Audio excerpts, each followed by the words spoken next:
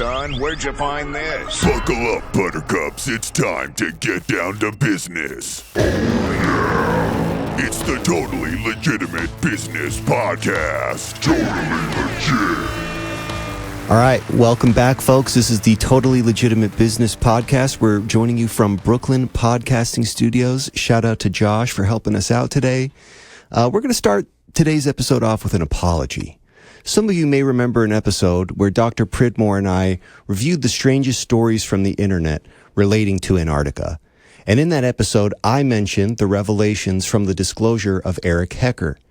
And though the purpose of me bringing up Eric's disclosure during our conversation was to highlight it as the only verifiable firsthand account of strangeness going on in Antarctica, by combining Eric's disclosure with the other unverifiable stories, it may have given the appearance that we were trying to dilute its authenticity or compare a real firsthand account to unverified internet and Reddit posts.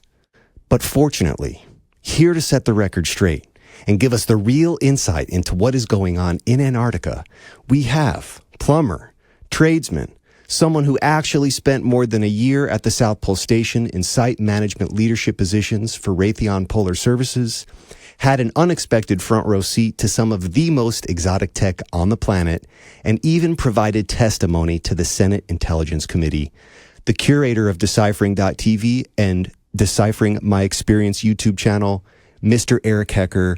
Welcome to the show, sir. Thank you for having me, James. I'm very happy to be here.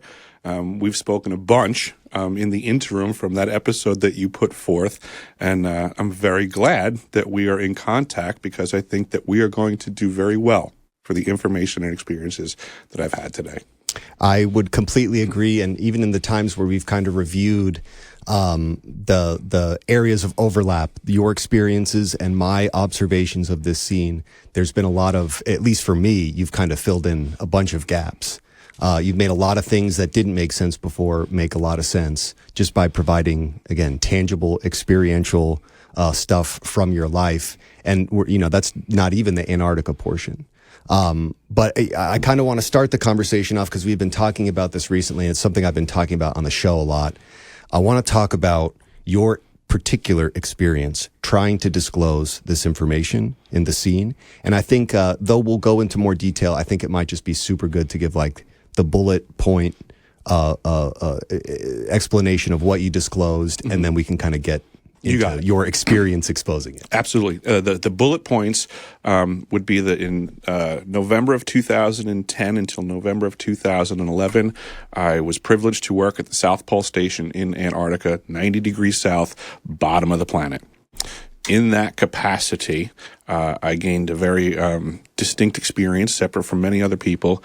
And through that experience and my research post-Antarctica, I discerned that the science projects as presented at the South Pole Station are actually directed energy systems.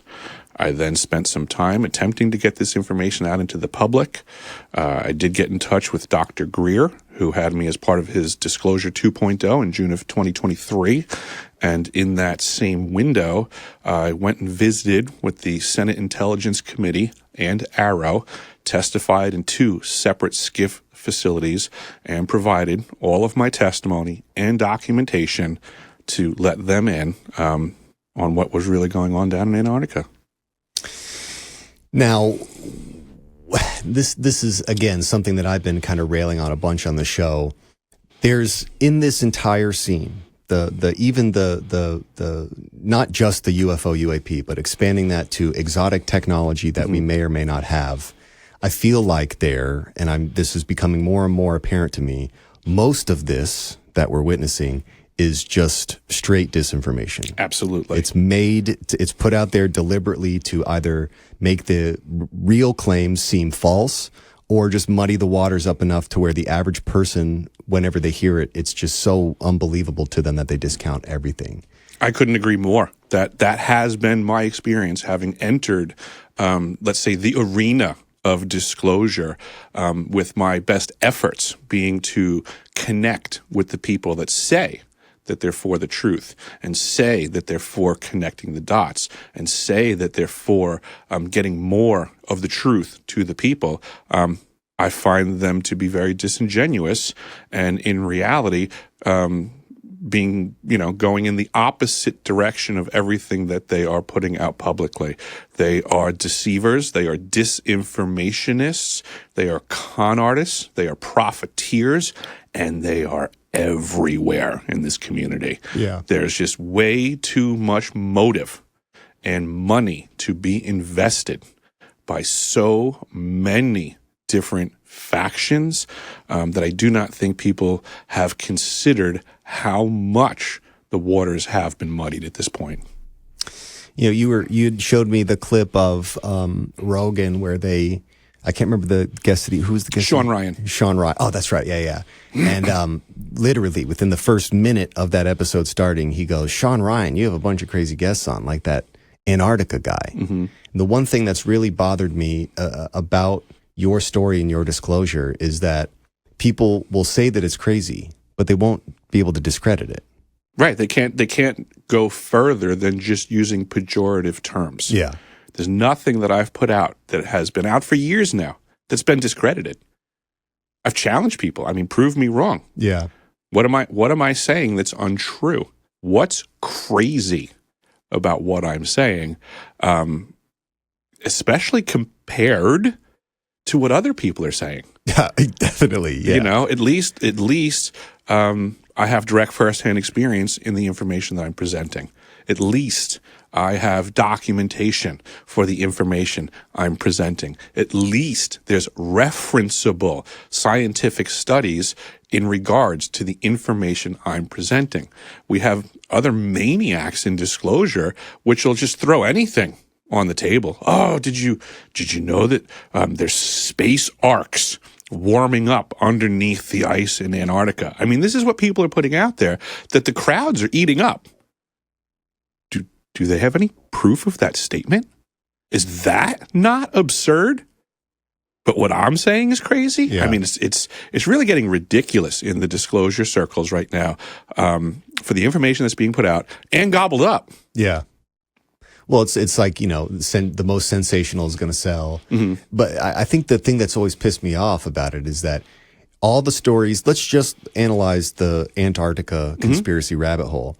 The episode that my friend and I did, those were all stories. Right. None of those had any verification. The people that were responsible for putting those onto the internet had no pictures. There's no video. Right. And the first thing you'll notice when you go to your YouTube page or your website is that there's actual video of you at South Pole Station. Yeah, nobody can say I wasn't your daily there. Experiences. I'm not a CGI expert, and I would challenge any CGI expert. Take my pictures, take my video, prove them false. Good luck. Yeah. Yeah, why do you think that your particular story, I have thoughts on this, we've discussed them, but why do you think your particular story is being suppressed as hard as it is? Easy, because it's true. I mean, it's that simple. Yeah, sure. That's how intelligence and counterintelligence works. There's a massive amount of counterintelligence being applied to the verifiable, actionable intelligence that I have put forth to the community and the concerned parties in Washington, D.C. Yeah, I feel like, especially considering aspects of your story deal with what would be, from a military perspective, the most cutting edge stuff that we have. I feel like that's the big reason why, one, it doesn't get discredited, and two, it gets suppressed because they don't want any conversation about it. They don't even want Joe Rogan explaining on his podcast what about your story he thinks is nuts. Because if they start to talk about any portion of what you can prove that you saw and witnessed in Antarctica, it's going to make people look at, just like me. I mean, quite literally. I remember seeing your disclosure and immediately wanting to know more, and going down to the very first video on your YouTube page and kind of working my way back up. And this is all stuff that's easily searchable. A lot of the stuff you pull is documentation from CIA's website. And I'm interested in your thoughts on, as somebody who's worked for one of the big names in military industry. I'm interested in like why you think these types of things, why the misinformation is so important right now. Like the confusion that is being sown, even with my friends who are into these topics, they didn't used to get argumentative about it, but I feel like people are so emotionally connected to these topics now. It's kind of becoming this new religion. And people are hyper offended when. Imagine if there was technology that could enhance people's feelings and emotions. Absolutely. Which is, par for the course with the conversation that I'm having, is that, yes, you're noticing that the world is changing around you and how people react to things. I'm presenting information in regards to technology that can manipulate those exact things. So this is par for the course, that if we don't start to understand the technologies that are available and working against us, we will continue to suffer under them for sure. Yeah. I mean, this is why I do what I do, is because I believe my information is true. I believe I've done enough to present it as verifiable, actionable intelligence. And back to the the Rogan situation and the discounting and the discrediting, it's just slightly more complex. One of the reasons you'll see people just wholly ignore me is because they can't come at me. Right. There's legalese. It's called libel and slander. If he was to get on the air and be a bit more direct and less suggestive or questioning, right, he can't call me a liar. Because that's something you could do in I could libel. Sue the shit out of Joe Rogan. So you'll see that he walks a very fine line. Well, they all do. Any of the instances where I've seen people reference your story and kind of breeze past it, they deliberately do not go into specifics. They deliberately don't engage. Yeah. They want to change the subject as fast as possible because they're not allowed to say that I'm correct, and they legally can't say I'm incorrect. Yeah. They have to avoid the topic.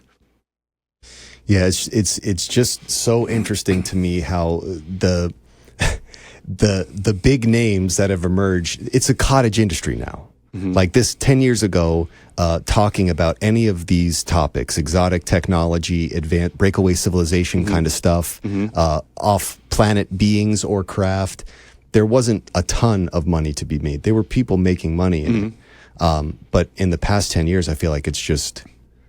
it looks like the money being put into that scene has been increased considerably, and I don't think that's from private individuals. I don't think so either. Again, back to what I was saying with the factions and the motive and the money. I mean, there's not really that many UFO conventions in the United States every year. Yeah.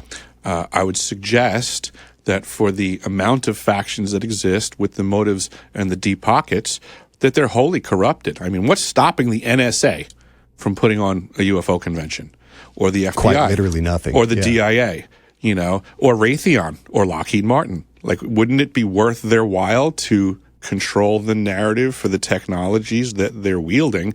And I would suggest, from my direct firsthand experience attending these events, they seem to be a charade. As an example, the first time I ever spoke was at an event in Las Vegas produced by a company called 5D Events. The owner-operator was a gentleman by the name of Saeed David Farman, and a co-producer that goes by the title of Eric the Healer Datamer. I spoke for the first time ever publicly at their event. Everything went swell with the presentation.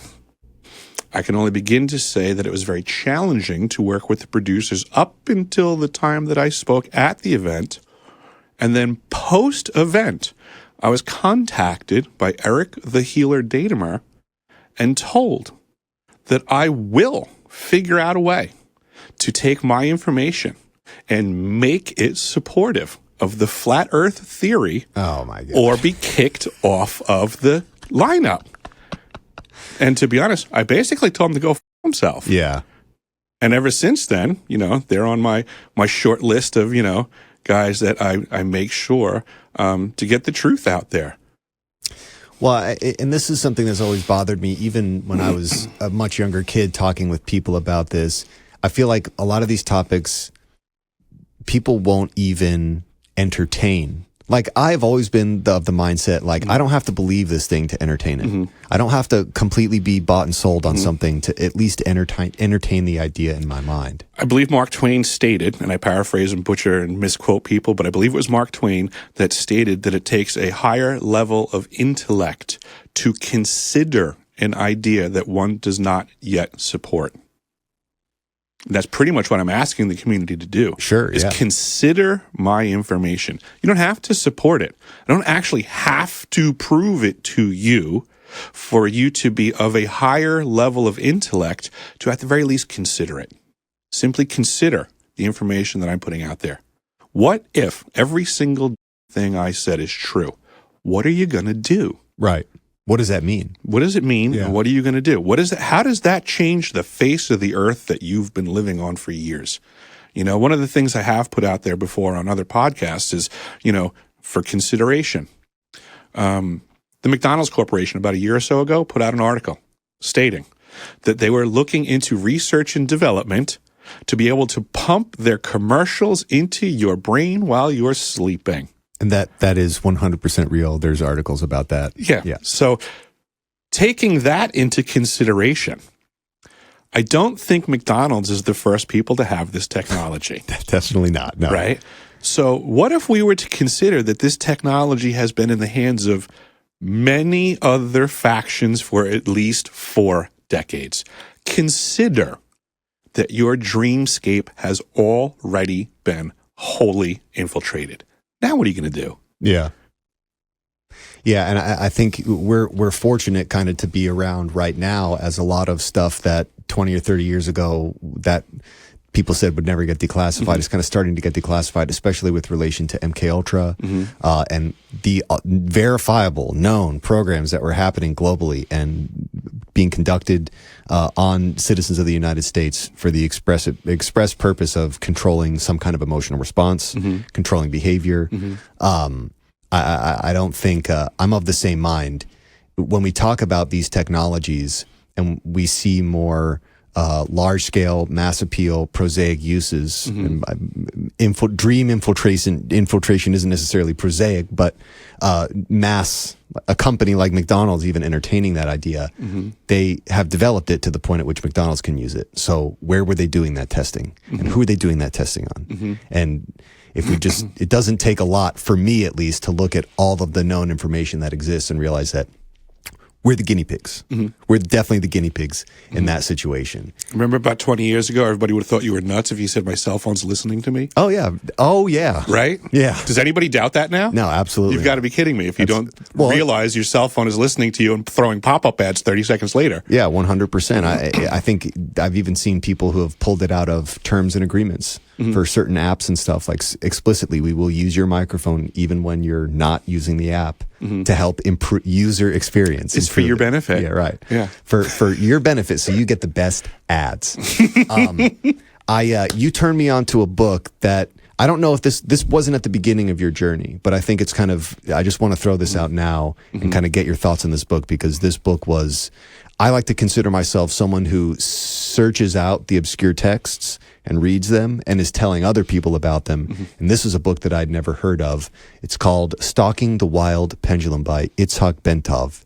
And I just want you to, this is the content on your page that really kind of sucked me in. And after reading it myself, the portions that do make sense to me resonated with me very specially. So I just kind of want you to give a shout out to this book and the audience a bit of a taste. Absolutely. If you are in the audience out there and you want to read an amazing book and learn about what is going on in your head and the conversation of consciousness, you need to read this book.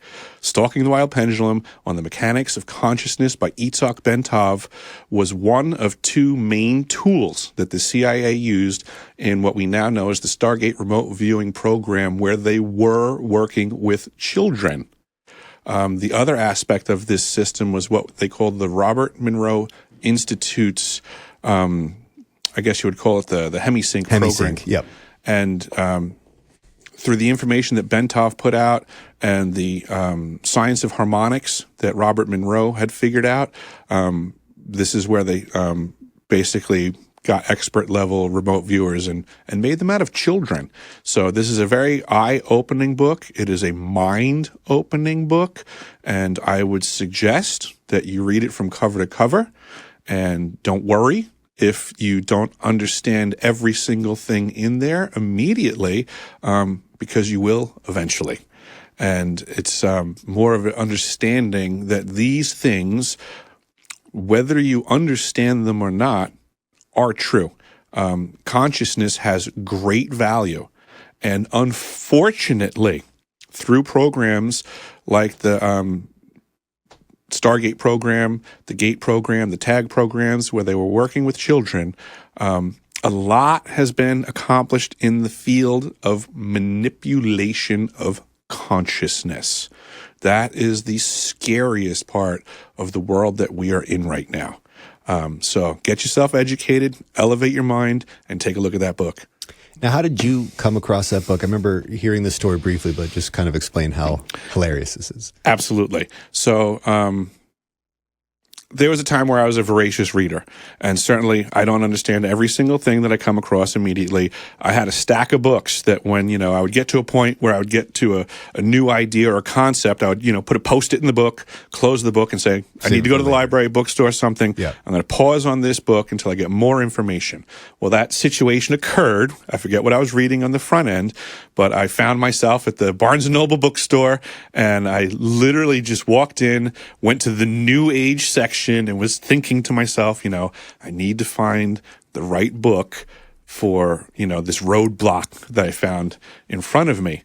And I was walking down dead center of the aisle. I stopped, I turned, I looked to the left and saw the book on the shelf, reached out, grabbed the book, fanned through it really quickly and said, oh, there's the book I need. Purchased the book, and I was never more right in my life.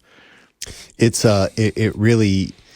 this book was really great, and I was shocked that I had never heard of it. There's another book that you referenced to, Nothing in This Book is True, and that's exactly how things are. Now, that book I had read, and comparing that book to Stalking the Wild Pendulum, it's like Stalking the Wild Pendulum light, but a very great intro into a lot of these more abstract concepts. Yes. And this is like the compendium that might expand on that in a little more detail. That other book, I would reference it as a Reader's Digest of a lot of very interesting topics and directions to study, but it is not exhaustive in its own creation. Yeah, I completely agree with you there. And a great intro. If you find yourself wanting to read Stalking the Wild Pendulum, but find it to be a little confusing at first, definitely hit up Nothing in This Book is True, and that's exactly the way things are. We were talking yesterday, some interesting things about Nothing in This Book are true. Nothing in This Book is True. That book was heavily referenced for Tool Record. Again, if you read that book, you will find lyrics that the lead singer 100% just took out of that book and added music to it. That's amazing. I actually can't wait to go listen to that album with that knowledge now. You will like it, because it was this record that they really kind of doubled down on what becomes the back half of this band. Before then, they were into just very weird, unsettling lyrical content and unsettling imagery. And around the time of this record, between what he redefines his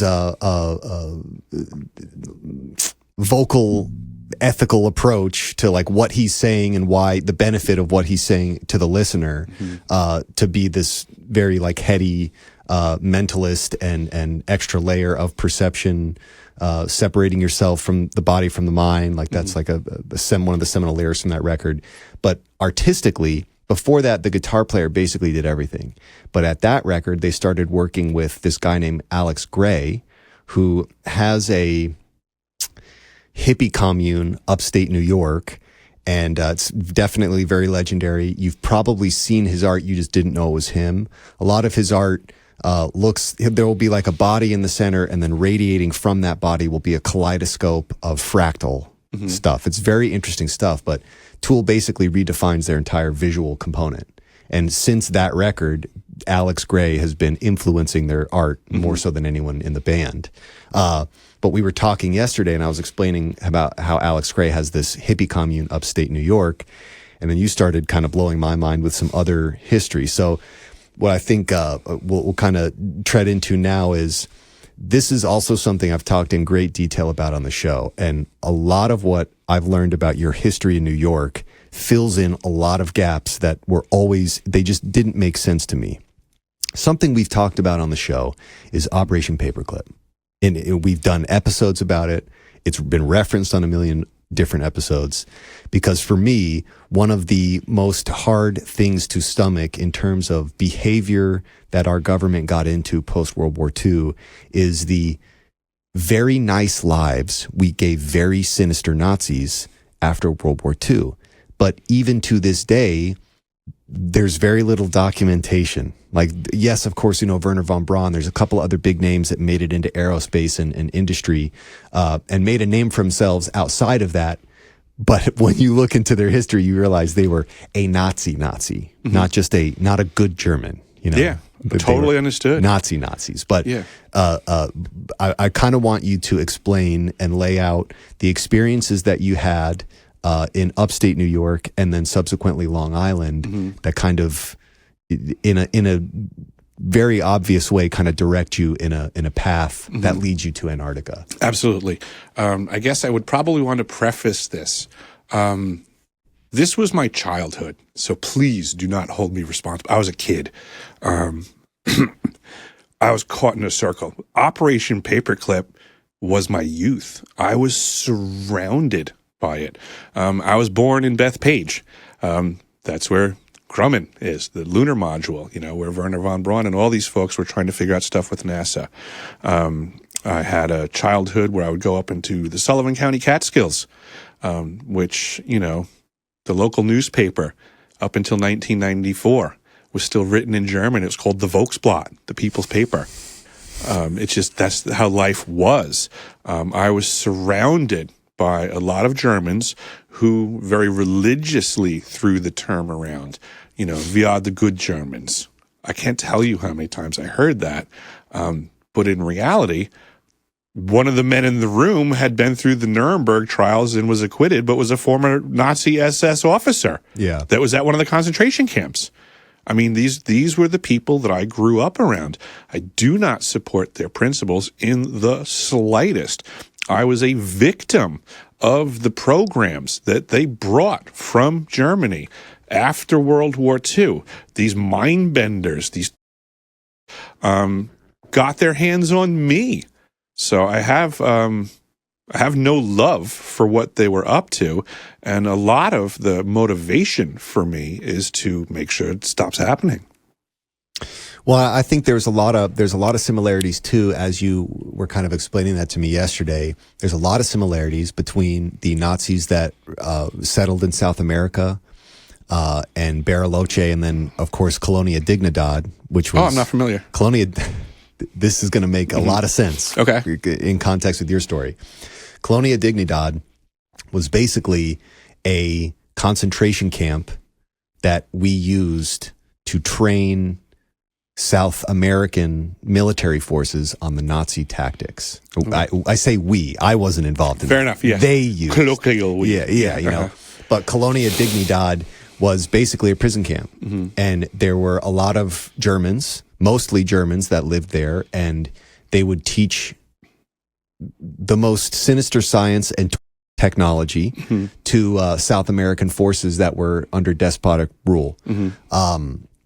And Colonia Dignidad is one of the iconic Bavarian villages in the middle of the jungle. It's absolutely undeniable. That's where those people came from. Right. They made it out of Germany and they resettled in South America because the leaders of the countries at that time were Nazi sympathizers. Absolutely. And that's heavy documentation. That's not up for debate. There's even a bunch of declassified stuff where the FBI was tracking a lot of big names. And then, of course, there's tons of international news articles from when they started the Mossad and the United States, not so much. The United States, when we would go down there to capture them, we weren't arresting them. We were putting them to work for a company.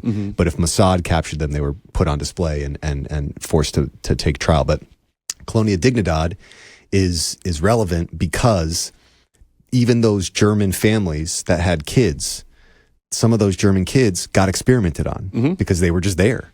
They were there, and if they misbehaved, if they didn't abide by the prison camp rules, they were taken into some strange, obscure underground facility and literally. And there are survivors from that who talk about that. Well, in the grand scheme of these programs and what they're doing to children, and I know it sounds terrible, but we have to appreciate that the other side, our enemy, so to say, to the benefit of children, they believed what they were doing was for the benefit of the child. As twisted as that might sound, they believed that. So therein lies their twisted motive. Right. If we this child, if we can get them into a dissociative state, we can expand their consciousness. And that's such a good thing. And it's one of those things where the ends justifies the means. Sure. And that's what they looked at, is that we can turn this child into this super intellect by beating the crap out of him with great regularity, scaring him, doing these. Right. Yeah. Yes. Dissociative identity disorder is an extremely real thing. We know this can happen. And we just fail to realize how long other factions have known this and wielded this type of activity over our children. Well, and even the whole conversation of MK Ultra, that was something I thought I knew a bunch about until I learned about Camp King and during the end of the war, we found this facility where the Nazis were doing this, Camp King. It was somewhere in Europe. And we just took all their research and the scientists who were conducting the research and brought them to the United States and let them continue. And another not well-known thing that you've kind of put me onto is that's Long Island at that point, post-World War II, was effectively the epicenter of the military industry. Absolutely. There were so many major companies that had just been started that had their headquarters there, and even Camp Siegfried. Like the Nazis come there and then are disseminated to these companies to continue their research, under the American democracy. This to me is like the great injustice. Yes, there are people in the government who say, well, we had to do it because if we didn't, the Russians would have. And yes, that is a valid point. But when you look at the quality of life that these Nazis had, it's not like they didn't have to face any retribution. Right. And we were happy to sweep that under the rug, because if Israel or Mossad found out about it, that would have been a very big problem. And when they did find out about it, they were pissed. And understandably so. Yep. But let's kind of let me kind of redirect here before we get to the Long Island portion. I want to hear about the childhood portion in upstate New York, Fuhrer Road, and yes, and this again. The precedent exists in South America, but what you're kind of turning me on to is that there's probably more of these Bavarian villages right under our noses. Absolutely. So I grew up in an area. I grew up on Long Island. I visited an area in Sullivan County, New York, with great regularity. As I mentioned earlier, the local newspaper until about 1994 was still written in German. That's how German this area was. What a lot of people don't know is that, the Woodstock Festival was not originally held in Woodstock, New York. It was held in White Lake, New York, which was a stone's throw away from my family's property.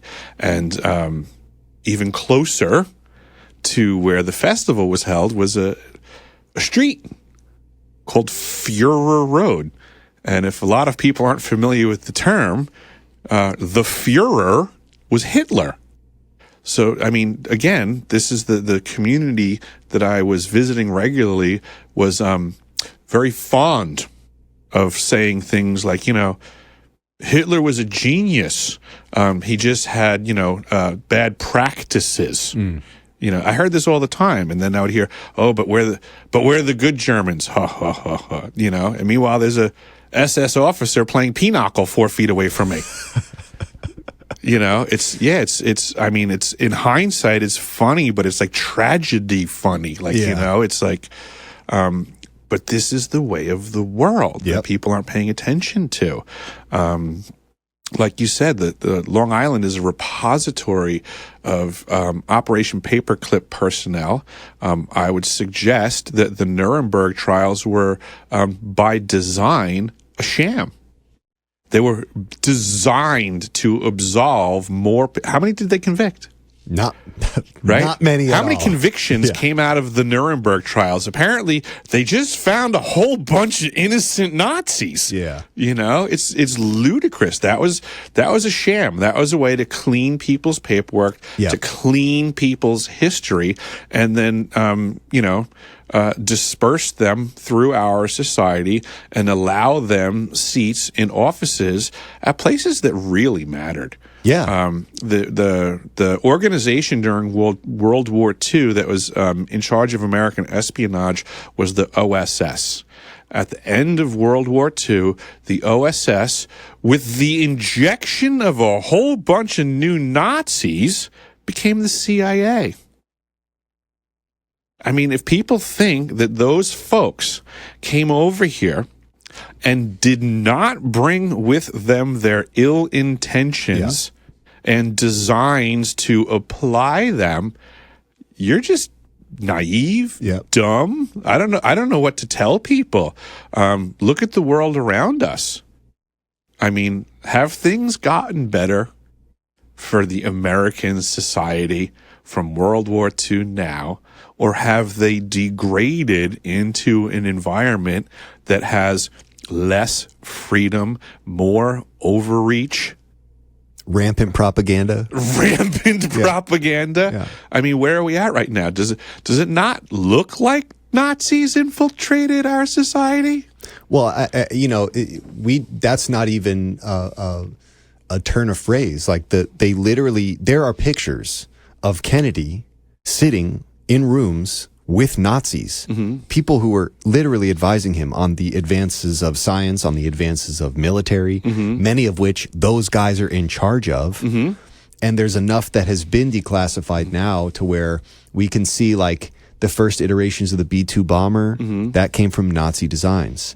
A lot of the exotic aerospace technology. In fact, there's an aerospace museum in Nevada that's committed to all the secretive stuff that's been built out in the deserts. And for a long time, there was a hardcore Nazi on their wall of famous people. And it wasn't until the locals were like, bro, take that off the wall. I get that he was in the bunker doing it, but let's not glorify him anymore. Which is kind of the point that I was making before, is like the Russians took him, milked him for science, and then kicked him back to Germany with no money.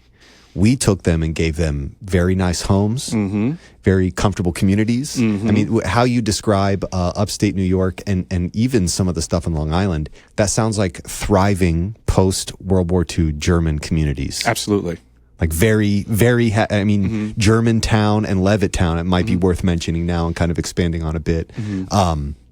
But they had a very comfortable life. People who were absolutely involved in doing some very sinister things had very comfortable lives when they came here. Oh, absolutely. Yeah, Levittown, the town that I grew up in, by design, literally by William Levitt, hence the name Levittown, was designed to be a Shangri-La, so to say, for returning World War II veterans.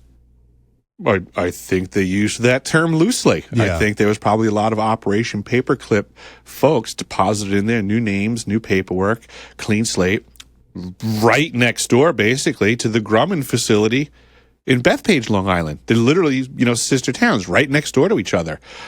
Levitt built, technically, I guess at the time, it would have been the same community, because Levittown proper originally was defined by the lay of the land where all of the Levitt homes sat on a plot of land. Eventually, the bordering towns encroached upon the homes of Levittown, so that technically now Levittown exists of all Levitt homes, but the Levitt home construction reaches into the border towns. So towns like Bethpage, towns like Wantagh, towns like Hicksville, East Meadow, they're distinctly different towns now, but they're there border contains homes from Levittown in every direction.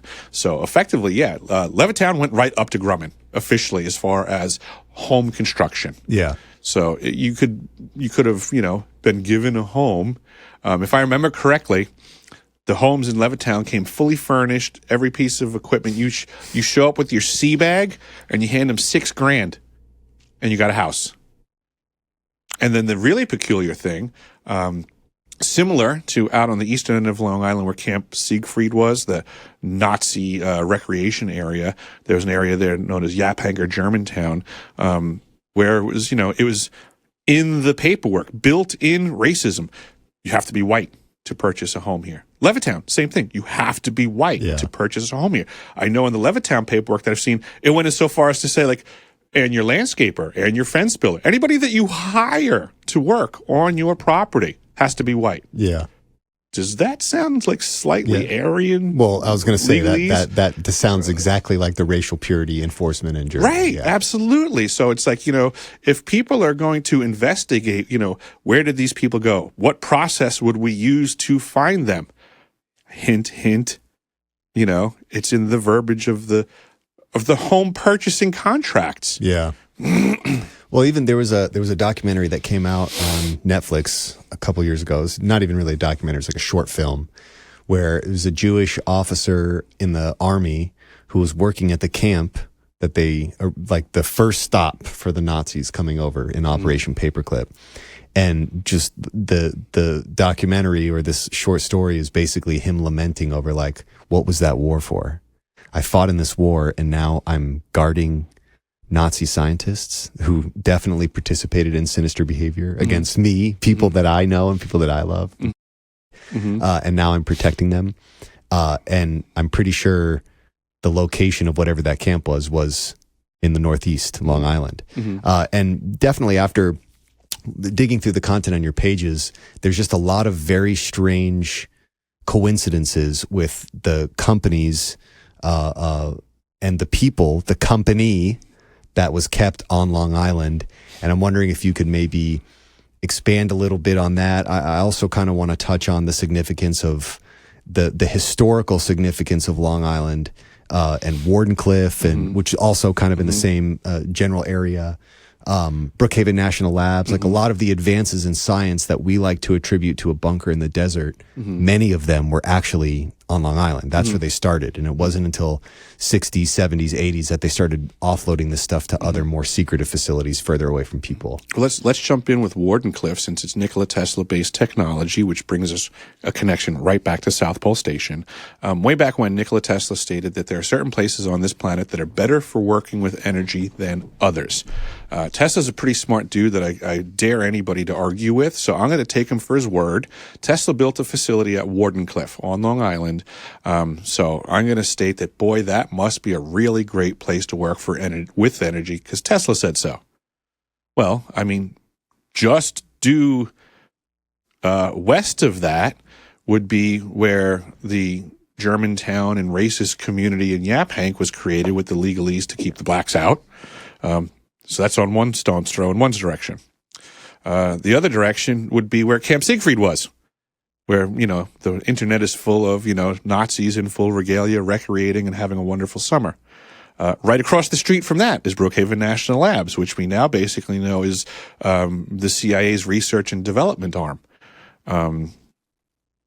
The other interesting place that I don't know if we put on the map is Plum Island. Oh, yeah.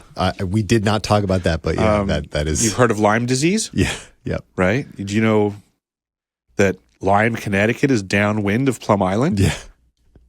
Did you know that after World War II, there was a Nazi scientist, I forget his name, I apologize, but very referenceable. One of the Nazi scientists that was given a job was sent out to Plum Island.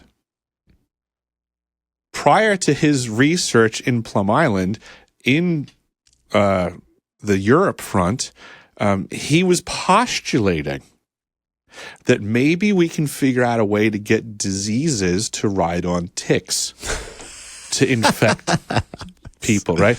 Ridiculous. Prior to the existence of Lyme disease, it was a well-known fact that wasn't possible. Yeah. but yet we get a scientist that's working specifically on that topic.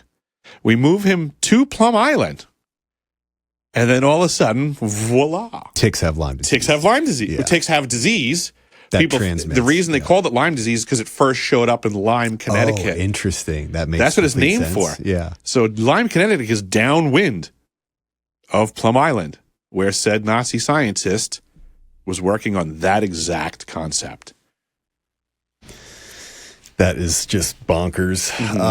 But again, it makes total But these are sense. good Nazis. Yeah, I mean, right. good Germans. Yeah, right. Of course. Of course. And again, even Plum Island is like geographically, it's right by Long Island. Like these are, it makes. It's technically part of Long Island officially, but it's off the tip of the North Fork. Gotcha. Yeah, like none of these places are geographically that far apart even. These are all in the same general area and would have been easily traversable between any of those neighborhoods. Like you can take a simple ferry. daily commute, right? Yeah, there are workers that exit Orient Point every single day and go back and forth to Plum Island. Yeah. Yeah, you had also mentioned something too, and I don't know if this was in reference to specifically to your grandfather or not, but the Third Order of St. Francis. Yes, that was. My grandfather is a very peculiar part of my past.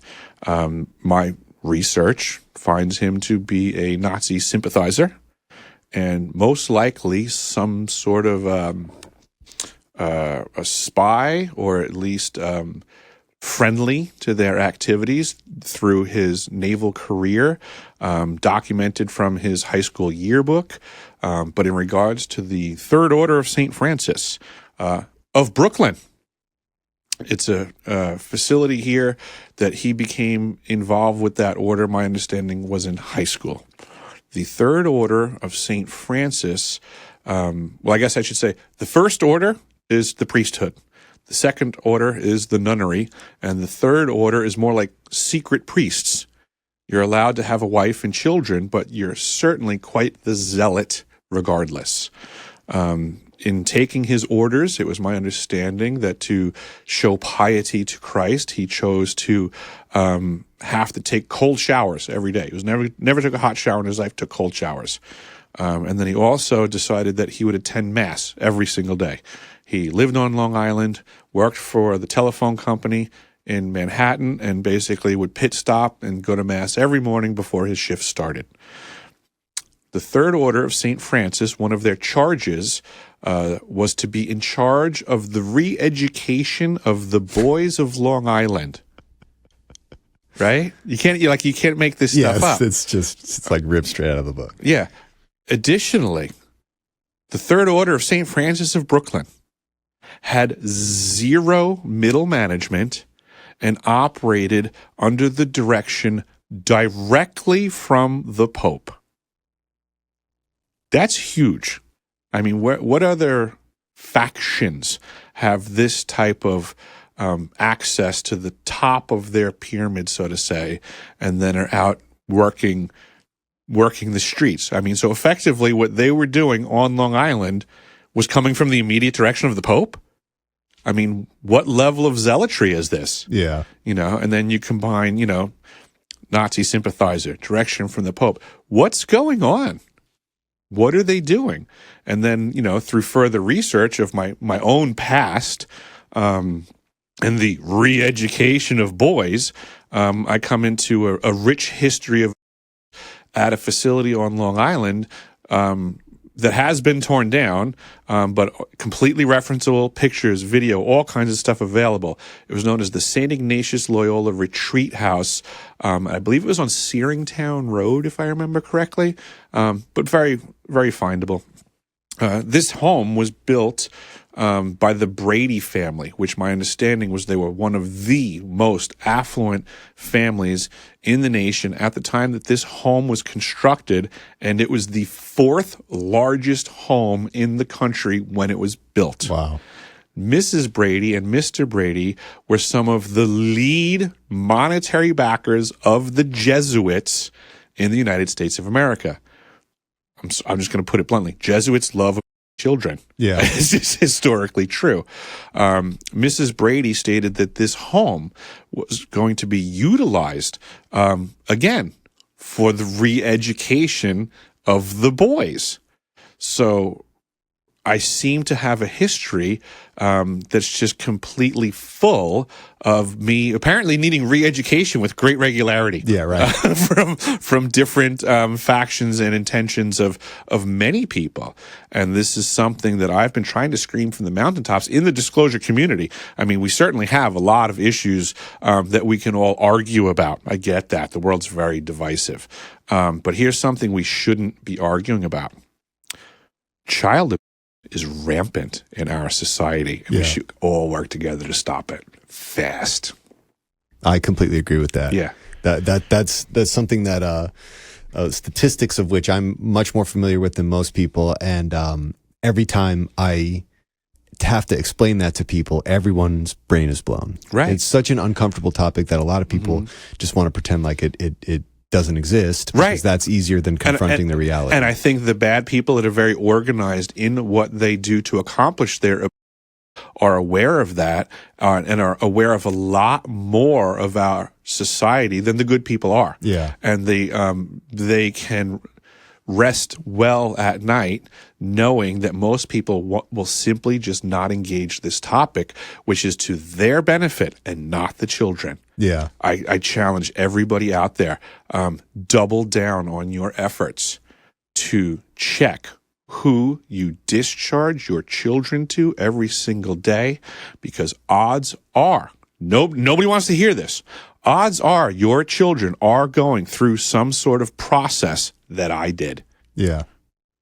Well, and statistically, like if you know the statistics, these are easily researchable on the internet, one Google search away. When you see those numbers, it's an impossibility. Of the children that anyone knows right now, one of them is undergoing some kind of psychological or physical.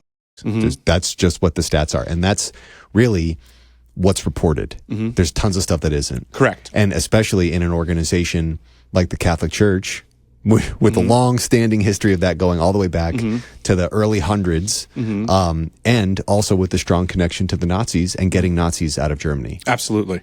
The school that I went to on Long Island, I would say generationally, I was on the bottom end of the spectrum. That there was, some families I knew had 8 children that had already been through the school that I had been in. By the time I arrived, we were already warned. There was a layperson. His name was Mr. Trapp. He was Every single kid knew that this man was How the hell did the parents and faculty not know? I would say, as an adult with a brain in my head, there is no way they didn't know, which means that there had to be many accessories to his activity. There's just no way around it. Well, even now we have the benefit of hindsight in the sense that so much documentation has come out that, yes, the church knew. Yes, the church knew. But the person at their particular school was in a high enough position to where none of the underlings could challenge him by way of the structure of the organization.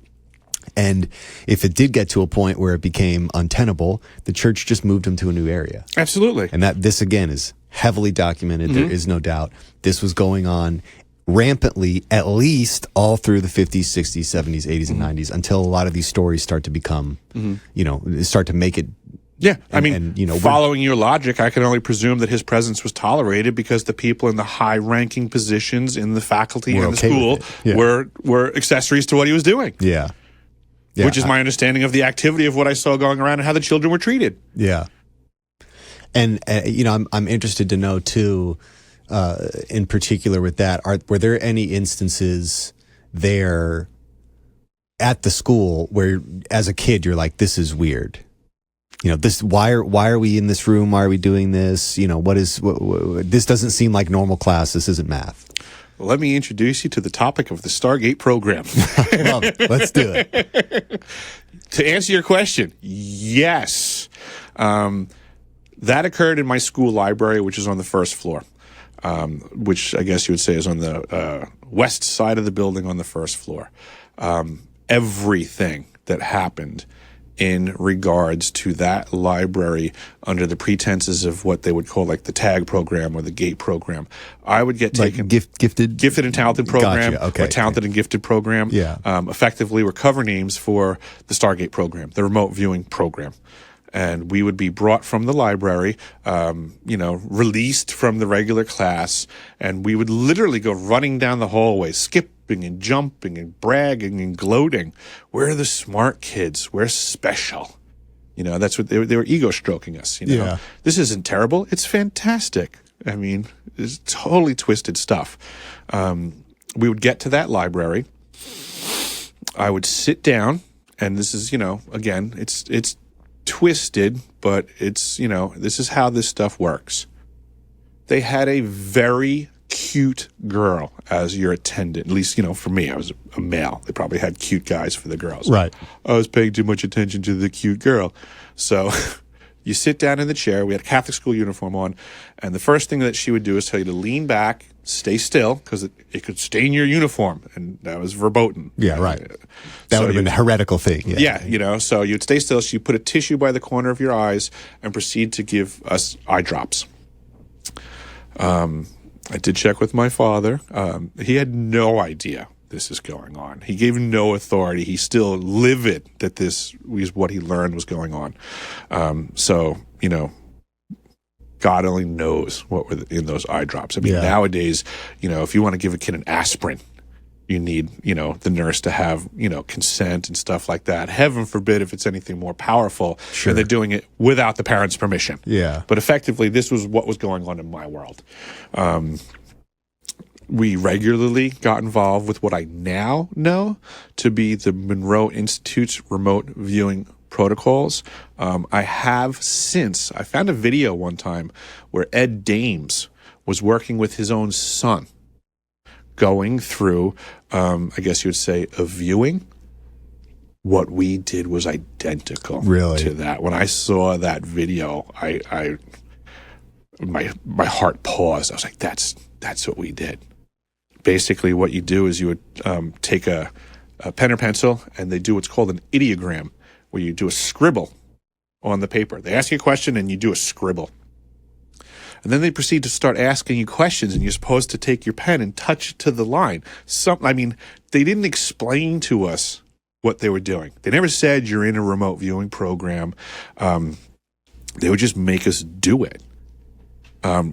You asked, is this any weird things? Yes, I used to think in my head, I don't know if you're familiar with the Superman comics and the character Bizarro. There was Superman, and then there was Bizarro Superman, was just like this weird alternate reality. Yeah, an alternate reality, odd Superman. So I used to think of the library as Bizarro World. Everything was wrong. So when we would do the ideogram, and they would ask you a question, like, Eric, do you see mountains or a river? And I'm like, because again, they didn't explain what we were doing. I'm like, and I'd be, what do you mean? Do I see mountains or a river? And they would say, oh, don't worry. Don't think about it too much. Whatever you say is right. And I'm like beside myself, because I'm like, whatever I say, I'm used to. No one's ever said that to me right? here. I'm used to, if you say it wrong, you Rap get on the whacked knuckles. with a ruler so fast. There's right is right and wrong is wrong. But in Bizarro Library World, apparently cool. whatever I say is right. It was nuts to me. I mean, for many years, I remembered the stuff that happened in there, but I didn't think about it because it didn't make sense ever. Yeah. So I never wasted time thinking about it. It wasn't until now, years later, when I started to research this stuff, looked into the Robert Monroe Institute, saw the video of Ed Dames, understood that these are processes and steps that are very referenceable. Heck, you can pay good money now to go to the Monroe Institute and do the exact same thing that they did to me for free as a kid. Well, and what years would this have been? This would have been the early 1980s. So the Monroe When it Institute, started. Monroe Institute these programs had been underway, for sure. You can look on the CIA's website and find that in the early 1980s was when the CIA started throwing money into the Robert Monroe Institute to utilize them as a third-party subcontractor to provide these services. They just black out the parts on where they say they were doing it. Yeah. I would say I know where they were doing it. Well, there's a really famous case of experimentation on adult and child patients. There's like a very famous MK Ultra program that was being conducted in a Canadian hospital. Oh, yes. There's a couple others. This absolutely. Dr. Cameron, I think, was the gentleman's name. There's like one guy who's associated with that one who was particularly sadistic, and there's some survivors who can kind of tell about their experience. But this, I believe, some of them got compensation for what occurred there. If I remember correctly. And that's the point that I'm saying is that this is not conjecture anymore. This is verifiable. Oh, right. These programs were going on. There was rampant of all people from disadvantaged positions. Kathy O'Brien went and testified. Sure, yep. And got paid out because she proved that she was a victim of MK Ultra programming and was, as a child, to a lot of big-name politicians. Yeah.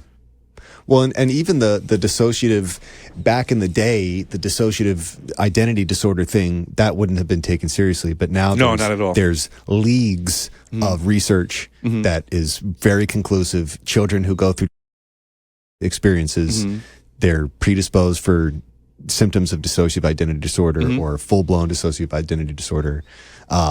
This applies to adults too. Yeah, for sure. They just were training on children. They were just using kids. And I would say that when I was a child, it was research and development. They learned a lot. And then I would suggest that now they're broadening their angle of attack for application of to all of society. I mean, what about day-to-day life now isn't or having fear mongering at the very least induced upon you, or real fear? You know, watch out for that storm. Watch out for that tornado. Watch out for that guy that lives around the block for you. Watch out for illegal. Everything is fear, fear, fear, fear. Are they not inducing a dissociative identity disorder in the general population right now in mass on purpose? I would suggest they are.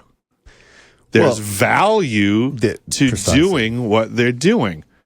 If they can do what they did to me and many other children in my youth, if they can accomplish, consider this, folks. This goes back to that. Consider something you don't necessarily support. If they could accomplish that, what power could they yield? Bad people organize faster than good people. Yeah. Bad people historically have a tendency to use every tool available to them without pause. Let's consider that they have this tool. Why wouldn't they use it? Well, and again, the people that would have been conducting these programs, or at least been involved in them some way tangentially, some of them weren't so good. Some of them we know were former Nazis. Right. So. Yeah. I really don't believe that the war ended and they were like, oh, yeah, we lost. Best to be good now. Yeah. I don't buy it. Yeah.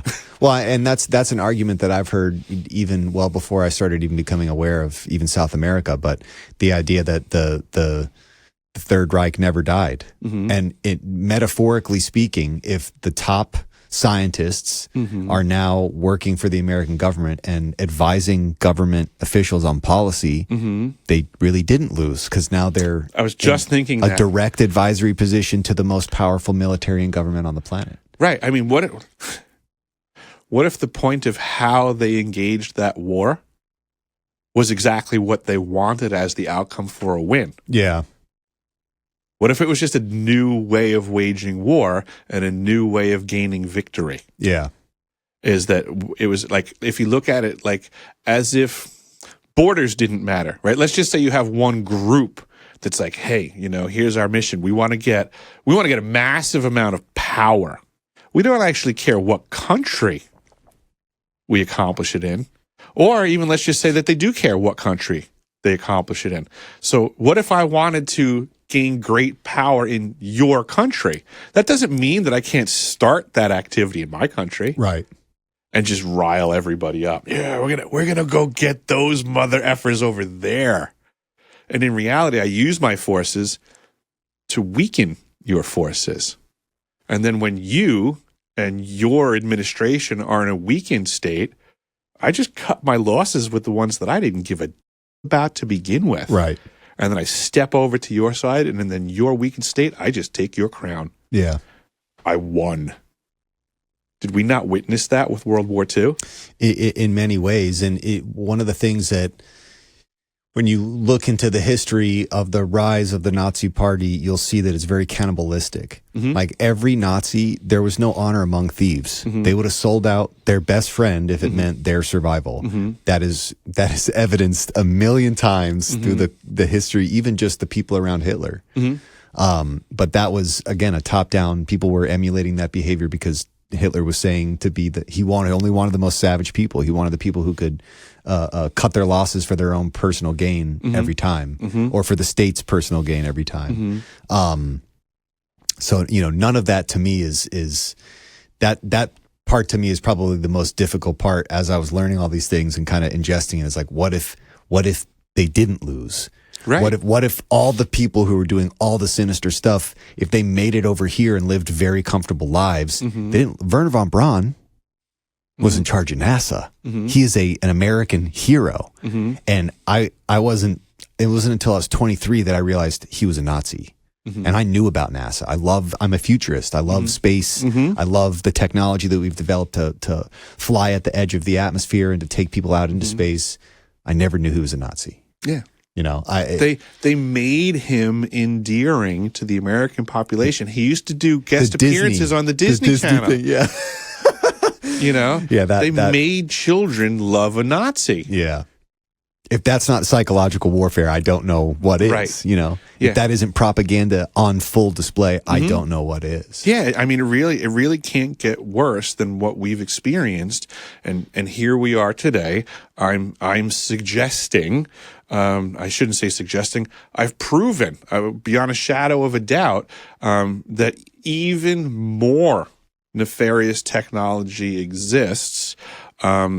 I guess my suggestion, because it's a bit more challenging, would be that more people have this technology beyond just what I've found. Yeah. I believe that we, the people of this planet, are currently in the throes of war, but with weapons that are beyond our comprehension. It used to be that, like the battlefields of old, right? The front line is over there, and there'd be walking wounded veterans coming back, and, conventional weapons, guns, bombs, oh, this guy's missing an arm. Oh, this guy's got a bullet hole in him. Walking wounded. Yeah. And you can either choose to go to the front line and replace that guy who's returning or not. I mean, that was life during conventional warfare. Conventional warfare's changed. Yeah. The weapons are different. The wounds are invisible. Yep. So I would suggest we have walking wounded everywhere now, because the factions that have these weapons are using them. And we, the people, are either A, at best, just simply caught in the crossfire, or B, we are the intended target. Yeah, right. War effectively used to be, again, over at that battlefield over there. And I would have to send my troops over there. You'd have to send your troops over there. And war was basically a battle of attrition to deplete the resources and infrastructure of the two countries fighting by having everything move over there. Now, the battlefield is just in your homeland, in my homeland, but the attack is still the same. It's a battle to reduce the resources and infrastructure of your enemy. We're in the throes of those battles right now, but just through a higher level of technology. Oh, take out infrastructure? I believe there was a boat that slammed into a bridge a little while ago. Yep. Infrastructure loss. Storms, infrastructure loss. Earthquakes, infrastructure loss. These are weapons to apply directly to your enemy. Infrastructure loss and reduction of resources. That is what war is about. Well, and the thing that I think that most people don't realize is the reason that would be valuable is because if you somebody with a bomb, they might be able to trace where that bomb came from, who developed that bomb, who manufactured it.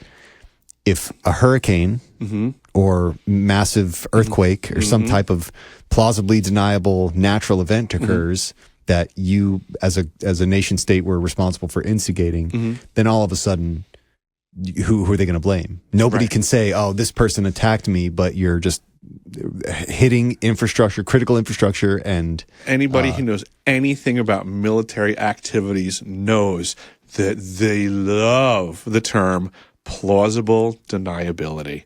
That's the way to go. If you want to take out an enemy, if you can apply the maximum amount of plausible deniability, they're always going to go for that option compared to, John Wilkes Booth, someone in the head, Yeah, absolutely. Plausible deniability is the way to go 1,000% of the time.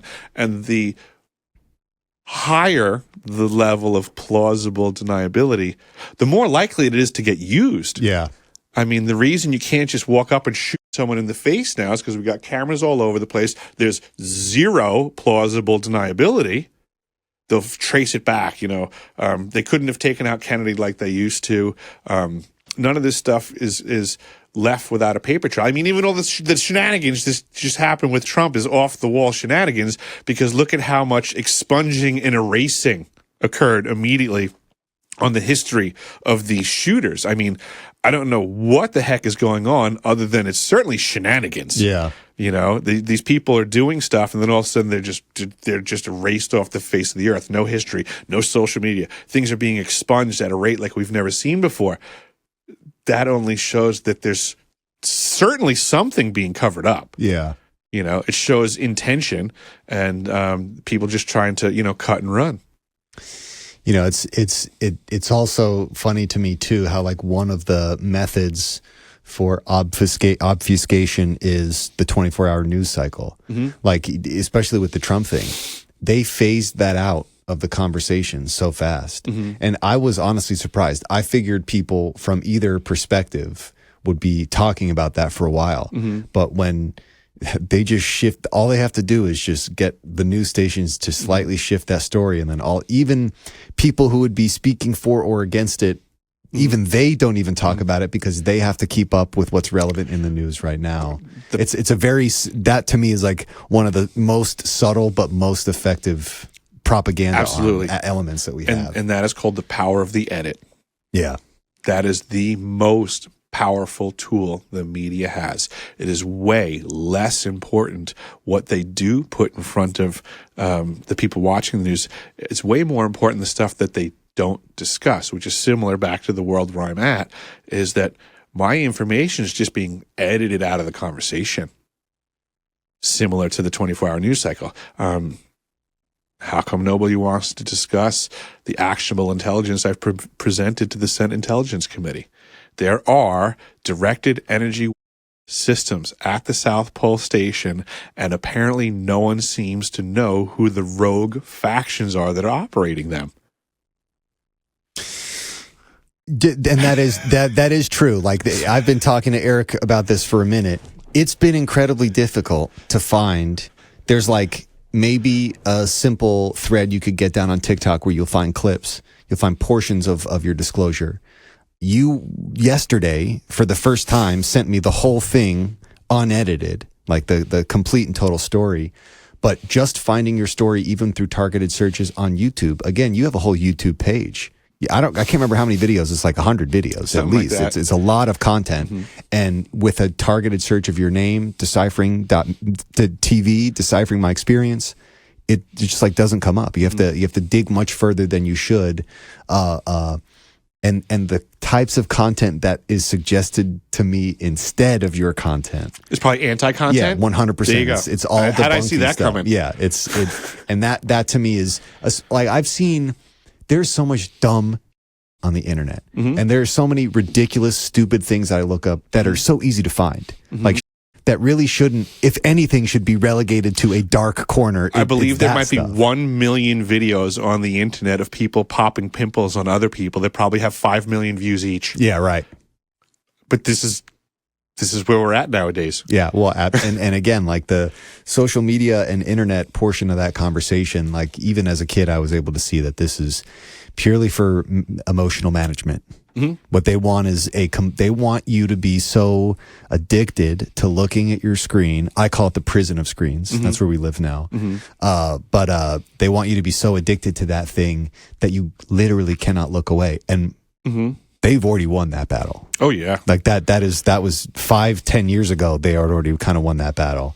And now it's just, reaching kind of a sickening proportions.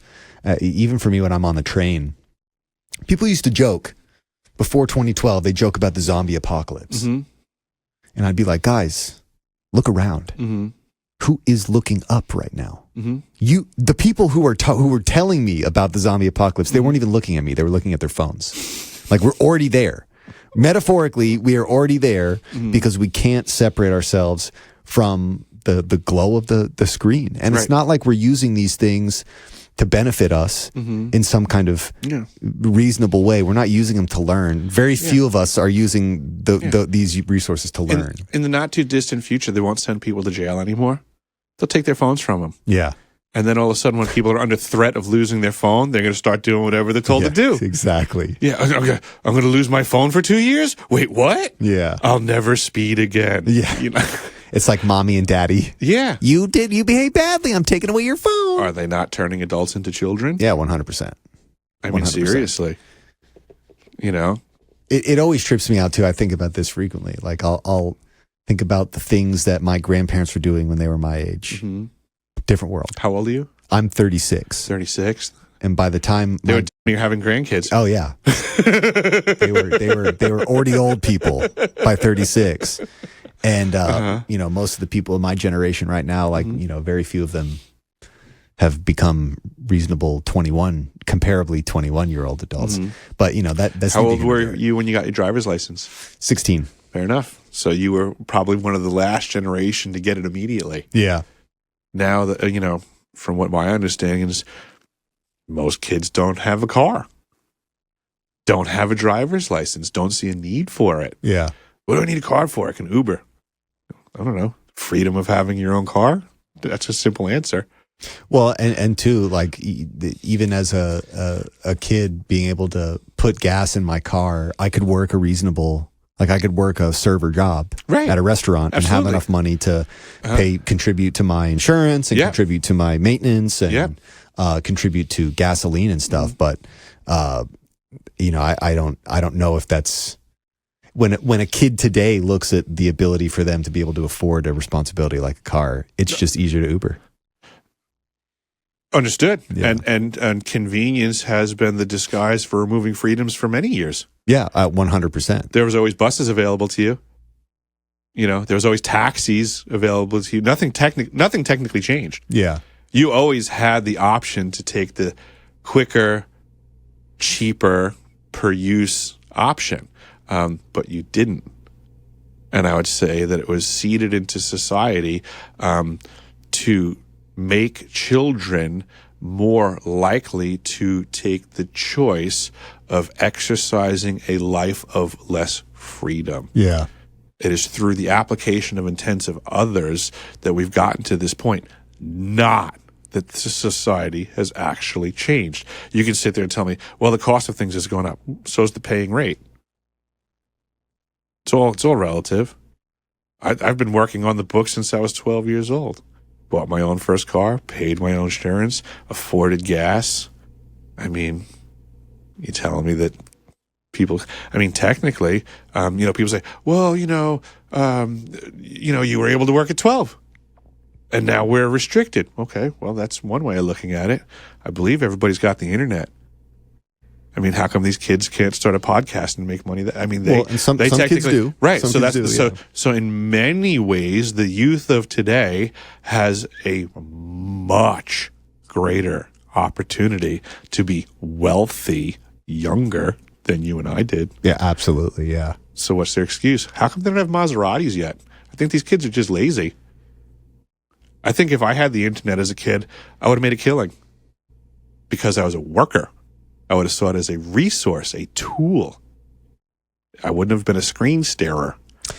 Well, you know, this will kind of dovetail on the idea of controlling people's emotions. I feel, especially when I speak with people from the younger generation, there's a sense of hopelessness that didn't necessarily exist when you and I were kids. Yeah. And But I think it was manufactured. well, 100. That's the point that absolutely. I'm saying is by circumstance, it's hard for kids today or younger folks today to look at the world that they're inheriting and feel hopeful about any of it. And I would agree. I think most of that is by design, and at a very least, the portion that is presented to them on the news, that is definitely by design. Absolutely. That those are many people making those decisions to run stuff like that. Yeah, like and almost back to getting a car and a driver's license. I mean, I can appreciate the woe is me aspect of the teens and stuff like that, but that was kind of like the whole point of getting your driver's license and getting a car. Yeah. Was it changed everything for the better. You're like, woo, I'm my own. free. Yeah. I mean, this is, it's just part of the growth of life, similar to getting your first job, your first paycheck, and I'm generating my own income. Yeah. I can do stuff, by not engaging those things is just someone beating their own self in the head with a hammer and causing a sense of hopelessness. Yeah. I too think that a portion of it is, what am I trying to say here? I think who is that guy? I think it was maybe Klaus Schwab who said, "In the future, you'll own nothing and you'll love it." Yeah. I see He doesn't that. sound like a Nazi. Yeah, right. And I'm fairly certain, definitely with the UN and a couple of those other organizations, some of those guys were also easily traceable Nazis. But I feel like I'm going off of my memory, which is sometimes faulty, but I thought I came across information that said, wasn't Klaus Schwab in some sort of Hitler Youth program? Yeah, he might. I thought I heard that. It's all over guys from the UN and guys from those international advisory committees. All of those guys, the people who were first in charge of them when they were created, many of them have immediate ties back to serving with Nazis or heavily sympathizing with the Nazi cause. You sure they weren't associated with the good Germans? Yeah, right. Well, how do we find those is the question. If only there was a town full of good Germans, that we could go ask. And you kind of see it too with like the rise of subscription. Everything is subscription now. Right. You don't own it. When I used to buy Pro Tools, I would buy a disc. That was my perpetual. Right. I had that forever. And whatever computer I wanted to install it on, I could. And now I have to do everything subscription. I have to have a licenser running at all times that's telling Avid I'm allowed to have this thing open on just this computer, not any computer, not any other computer. I part of that, it's funny because like, I see younger folks who are like totally okay with that and they love that mainly because it's the only thing they know. Right. And they just, it makes sense to me. I don't need to have discs and DVDs and CDs and when all this stuff can be in the cloud. But I am starting to see more and more young folks who are like, man, what if the grid goes out? Yeah, then you have nothing. You don't have access to any of the things that you're literally spending all your money on. They don't understand the difference between the fact that they're renting something versus ownership. Yeah. There used to be a term called pride in ownership. Yeah. It was meant for households, but effectively, it should be for anything that you have. You should take pride and care of anything that you own. It's yours. And people take for granted the things nowadays that aren't theirs until they're gone. Yeah. And the owner is laughing all the way to the bank because people also don't have an appreciation for, it used to be when you bought something, that was the end of the transaction. When you bought that license, that access to something, $100 you paid, done. That was it. Right? People don't realize now that the exchange rate for these business relationships has gone through the roof through renting. Because people are like, whoa, it's only $30 a month. Forever. Right. $30 a month. And they have forever. They have no concept of it being a different way. So they don't even know. They're getting wholly ripped off. Yeah. This is not the way the world is supposed to be. Like you mentioned, we have subscriptions for everything now. How much money do people pay to sit in front of the TV now with all the subscriptions they had? Debatably more than what they were paying when they had cable. How about before that, when TV was just free and paid for by the sponsors that made commercials? And people go, well, that's why I have a subscription, because I don't want to have commercials. Cool. What's that costing you? Well, I mean, there's a great debate to be had here. Is it really worth it? I would rather pay nothing for all television and deal with commercials. Call me crazy. Yeah. But the idea of spending a few $100s a month to have access to crap programming is insane to me. Well, even Hulu, Max, there's a couple of them. You pay for the subscription service, but you have to pay more to get rid of ads. Oh, get out of here. So even as you're paying, you have to sit through every 10 minutes, 3 minutes of ads. Yeah. Just like cable. And how long will that maintain that relationship before there's not some other level of subscription applied yet again, which removes people one more layer away from how things were? You'll be, you got the free with some ads, but you can pay to remove all of the ads. Or you can pay to remove the nonsense ads, but the premiere ads are still going to show. Oh, you want to get rid of the premiere ads? Well, it's only another $1 a month. Yeah. Well, for now. Next year it'll be $5 a month. I mean, how much can they keep ratcheting it up? The profiteering and the corporate profits and the distance from the freedom that we had before. I mean, you've heard me say before that, certain areas of this planet you walk around and it's like being in an open air prison. Yeah. What's the difference? What does freedom mean nowadays? What are you free to do? Yeah, it's becoming less and less every day, and the mind right now is the final frontier. But as we're talking, there's so many known technologies that are trying to encroach on that. Speaking of technologies and freedoms and lack thereof, I've learned that my freedom of speech is no longer free. I mean, what's it costing us to be here in this studio? What's it cost for me to get here to have this conversation with you? Many barriers, yeah. Right?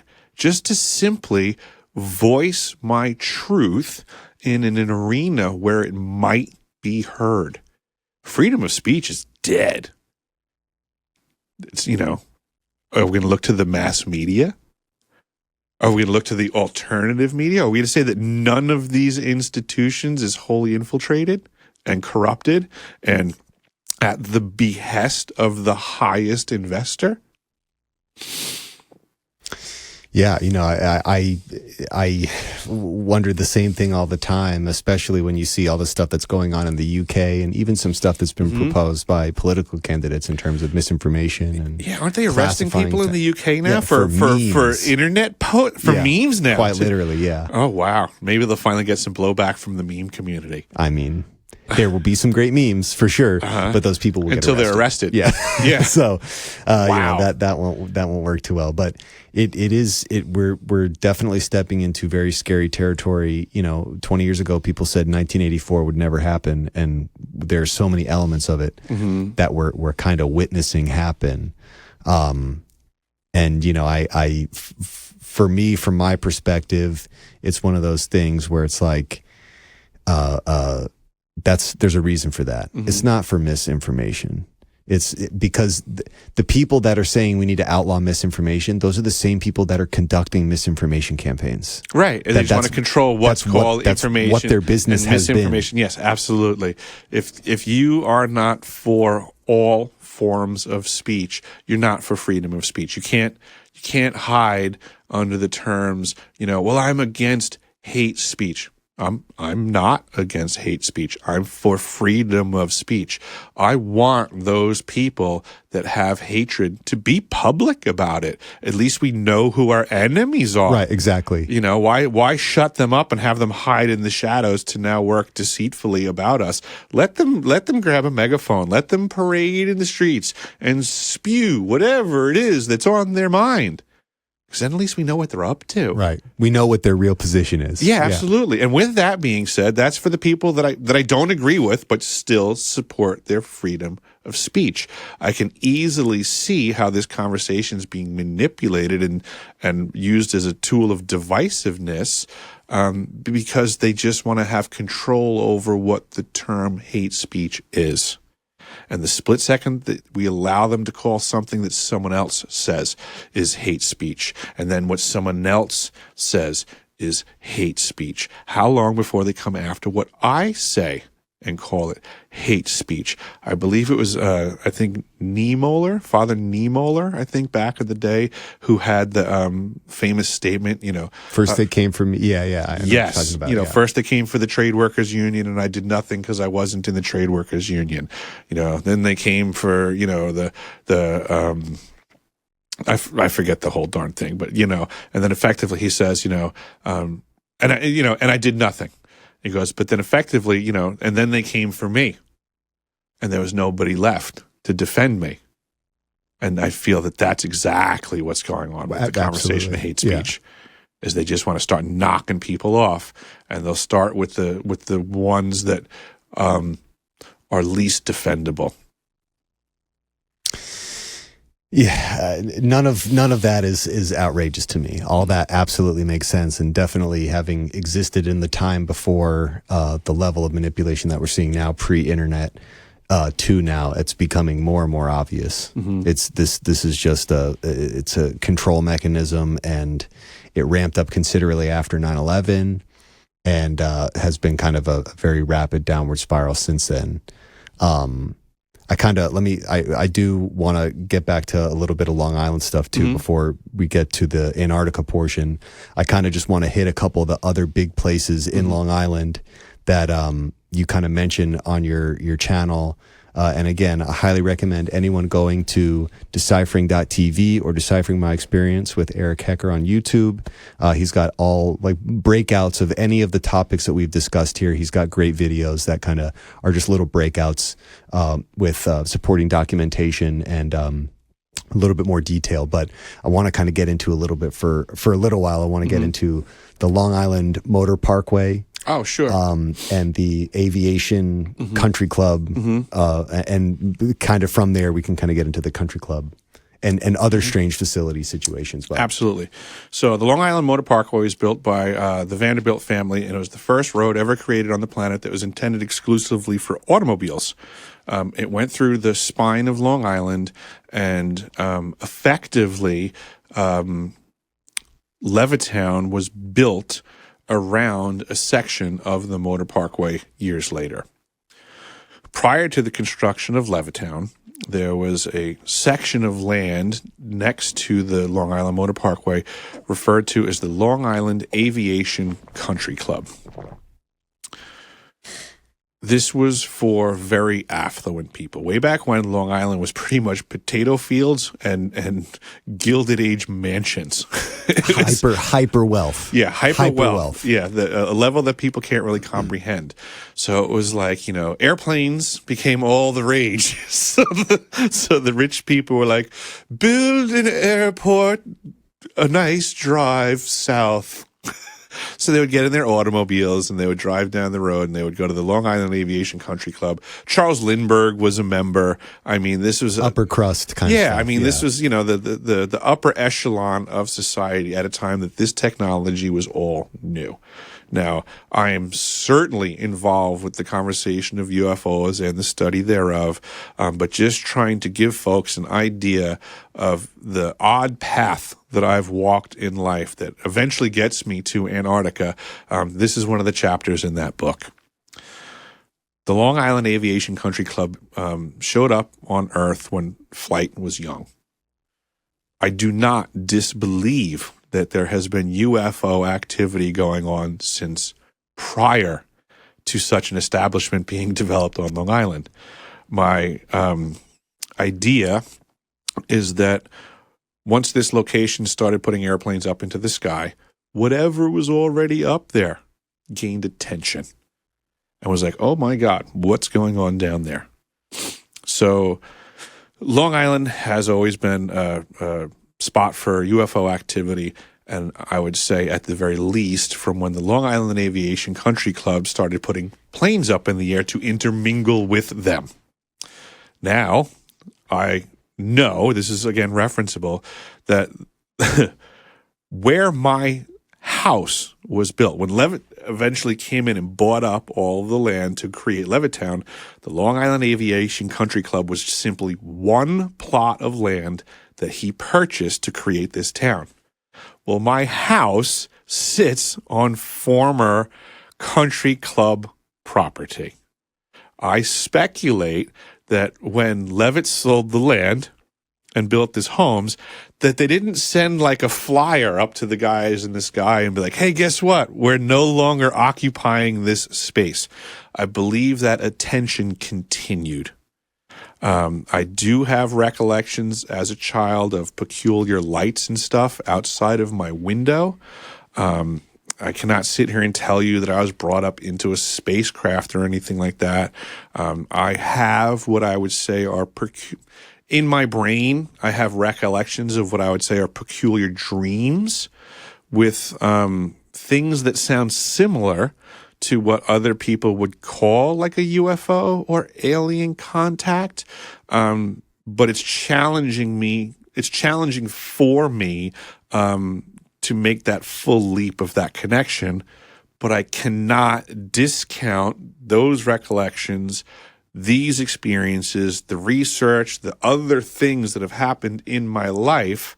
It's just at some point, I'm simply trying to decipher my experience. I do not have all of the answers, but I cannot wash away any link in the chain of my experiences because this is what makes me up. This is who I am. I can't ignore that my house happens to be on this property. I can't ignore the value of what that might mean in regards to all of these other conversations that I still don't have all the answers in. But this is a link in the chain.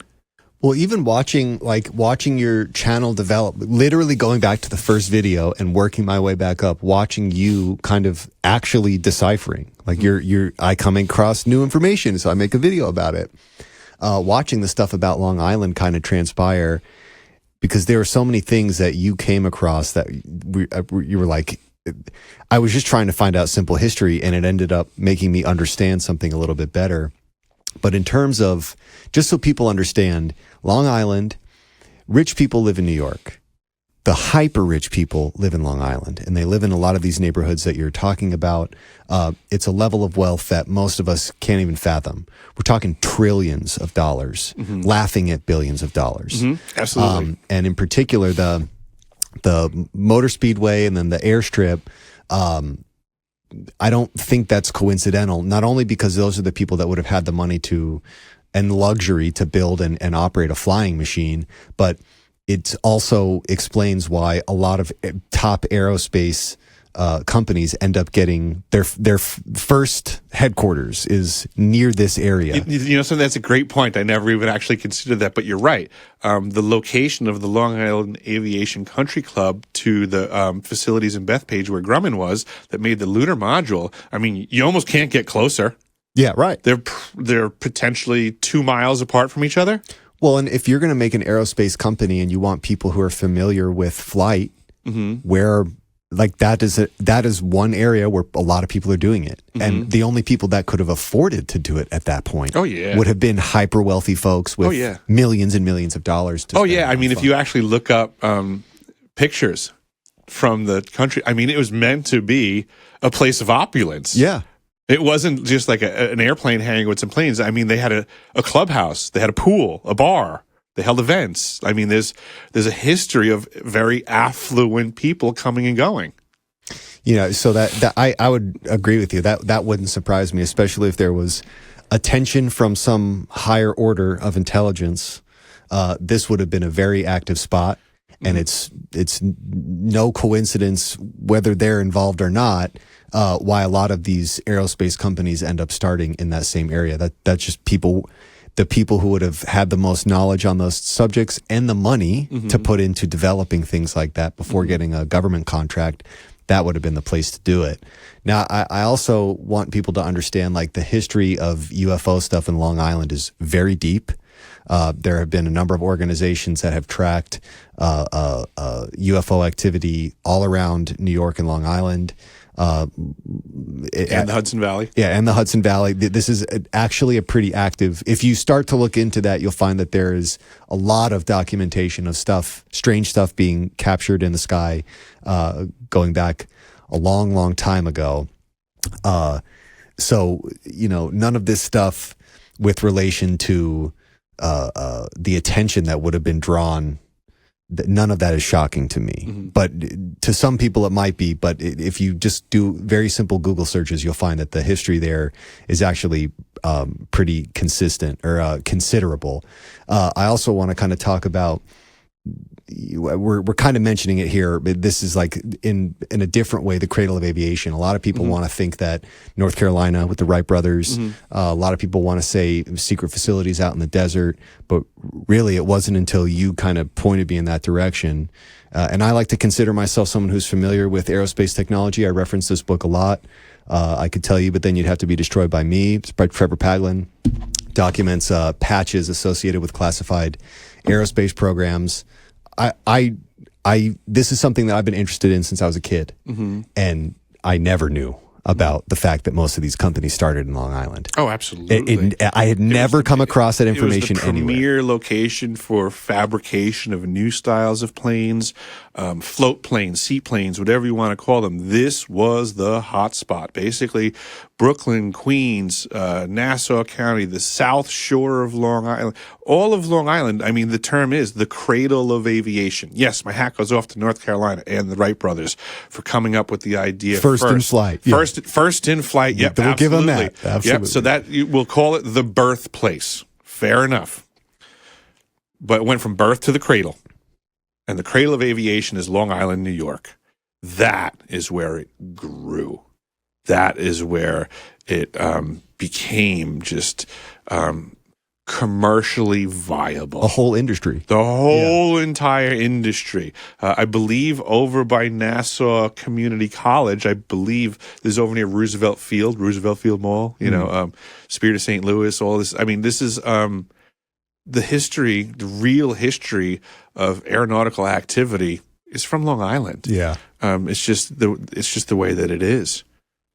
Long Island also, you kind of turned me onto this, could be considered cradle of intelligence. Oh, absolutely. That's elaborate a little bit on that. So,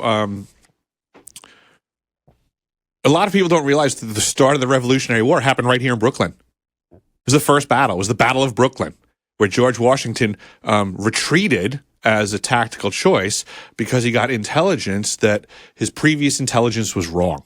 He thought he had enough forces to engage the British, but through counterintelligence operations, the British had misinformed him, and they were about to engage when Washington got new information that said, no, you guys are so outnumbered.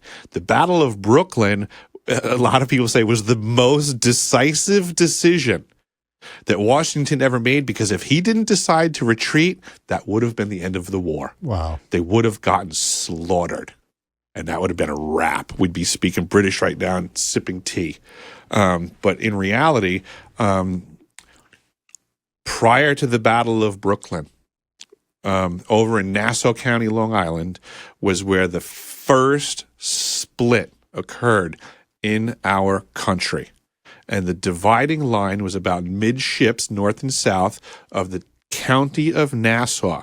And when it split, we got the town of Hempstead to the south of the line and the town of North Hempstead to the north of that line. That was the dividing line between what they were calling the Patriots and the Loyalists. The northern side was the Patriots, and the southern side was the Loyalists. That is where it all started. Washington and his espionage unit moved north as they could from that border into a town called Roslyn, which also had Roslyn Harbor. It was a very safe, protected body of water that they can now move in and out of. Roslyn, Long Island, was the original headquarters of George Washington's espionage ring. It is the cradle of espionage in our nation, and it's never, ever left. Well, and even we had talked about this too, kind of briefly, but the significance of Roslyn, especially with the founding fathers and the Masonic connection there, definitely worth looking into. We don't have to go into too much detail there, but definitely continue on. Oh, absolutely. There's so many connections between what the beliefs of our founding fathers were, the idea of this being a nation with religious freedom. There's an area that I can show you when we wind up getting into Long Island. Almost where the dividing line is, there was last time I looked, there was a sign. A lot of people don't realize that in that time period that Washington was, there's an area centrally located in Nassau, near this dividing line between the North and South Habitat. There's a historical plaque put up that talks about when the first settlers got to this area of Long Island, they referred to it as New Jerusalem. Wow. That's crazy. And that's what, like 1600s, 1700s? Yeah. Yeah. Yeah. Prior to Washington being there, but what a coincidence that Washington happens to be residing in proximity to an area called New Jerusalem and basically putting a line in the sand and stating, no, we will have more freedom than you're offering us. I mean, we're bordering on biblical events here. Yeah. You know, that people just don't necessarily understand, being so far removed from the context of what was going on at the time. These were freedom-loving folk that were willing to risk their lives for it. Where do we get such great men again? We can't get people to turn away from their screen, let alone say, we need you to go to the front lines and fight for freedom. I've thought about this a lot, and the stakes were certainly higher. And what the things that drove them to that point were less. Were far less. Were far less than what we're currently suffering under right now. I mean, if we could bring George Washington and the crew, the founding fathers of the United States of America, if we could bring them back here today and bring them for a tour of a country, do you think they would say, great job, you've done well? They'd be horrified, yeah. Right? They would be horrified. I think they would start slapping their tour guides and being like, we would effectively waiting for? We would be the enemy. Like we would be tantamount to what they were facing as the enemy. Yeah. The joke that I've been seeing a lot lately is, we went to war over a 2% tax on tea, and now we give away 40% of our paycheck to the federal government. And that's actually a con job of history. The war wasn't started because of the tea tax. It was called the Stamp Act. Because Benjamin Franklin and the local colonists stopped using the Queen's money because that was taxable. So they came up with what they called colonial script, which was untaxable. They were printing their own money. Yeah. So then the Crown decided to enforce the Stamp Act, which was to tax the paper, thus negating the ability to have colonial script. That's what started the war, but they don't ever want to discuss in the history books or teach our children the value of tax-free money. Yeah, right. They'll say it was about tea. Yeah, sure. Well, and especially because if you get a bunch of kids looking into the financial system, trying to understand our money, you'll quickly realize. Look into fiat currency. Yeah, right. You'll quickly realize what a scam that is. Yeah. We got about an hour left. I want to make sure we can allocate an appropriate amount of time to the Antarctica portion. Let's spend the next maybe 15 minutes talking about how your childhood in Long Island, how you get into plumbing, couple of the highlights of the strange situations you found yourself in, and how you feel that may have either pushed, directed, or enlisted you subconsciously toward working for Raytheon. I guess I will bring it back to the peculiar library, which was the Stargate program, which is at the very beginning of my childhood and education and or re-education. I wholeheartedly believe that program was some sort of a process to look for something. I don't have the answer for the something that they were looking for by their definition. I can only presume that I was what they were looking for by that definition, because the rest of my life appears to have some sort of guiding or nudging hand. Because now in hindsight, I could say I didn't really want to be in all of these places, but I found myself in them. So having gone through that program in my youth, having been in what I would consider a rougher neighborhood than most people grow up in. I didn't know it at the time. I really had no idea. I just thought everybody lived like we did. This is what you knew, yeah. Yeah, just what we do, right? But then I grew up and everybody, you know, more or less was like, "Oh, you're from Levittown? You're a lunatic." And I was like, What do you mean? You know, well, every time we ever went to a party and the kids from Levittown showed up, it was guaranteed there was going to be a fight. There was going to be pandemonium. And I was all defensive. I'm like, no. Everywhere we went, you know, we just ended the trouble. And they're like, no. They're like, you were the trouble. You guys were the problem. And it was a shocker to me, because in reality, I was like, well, you know, I mean, yeah, technically everywhere we went, there was a fight, you know, and we won.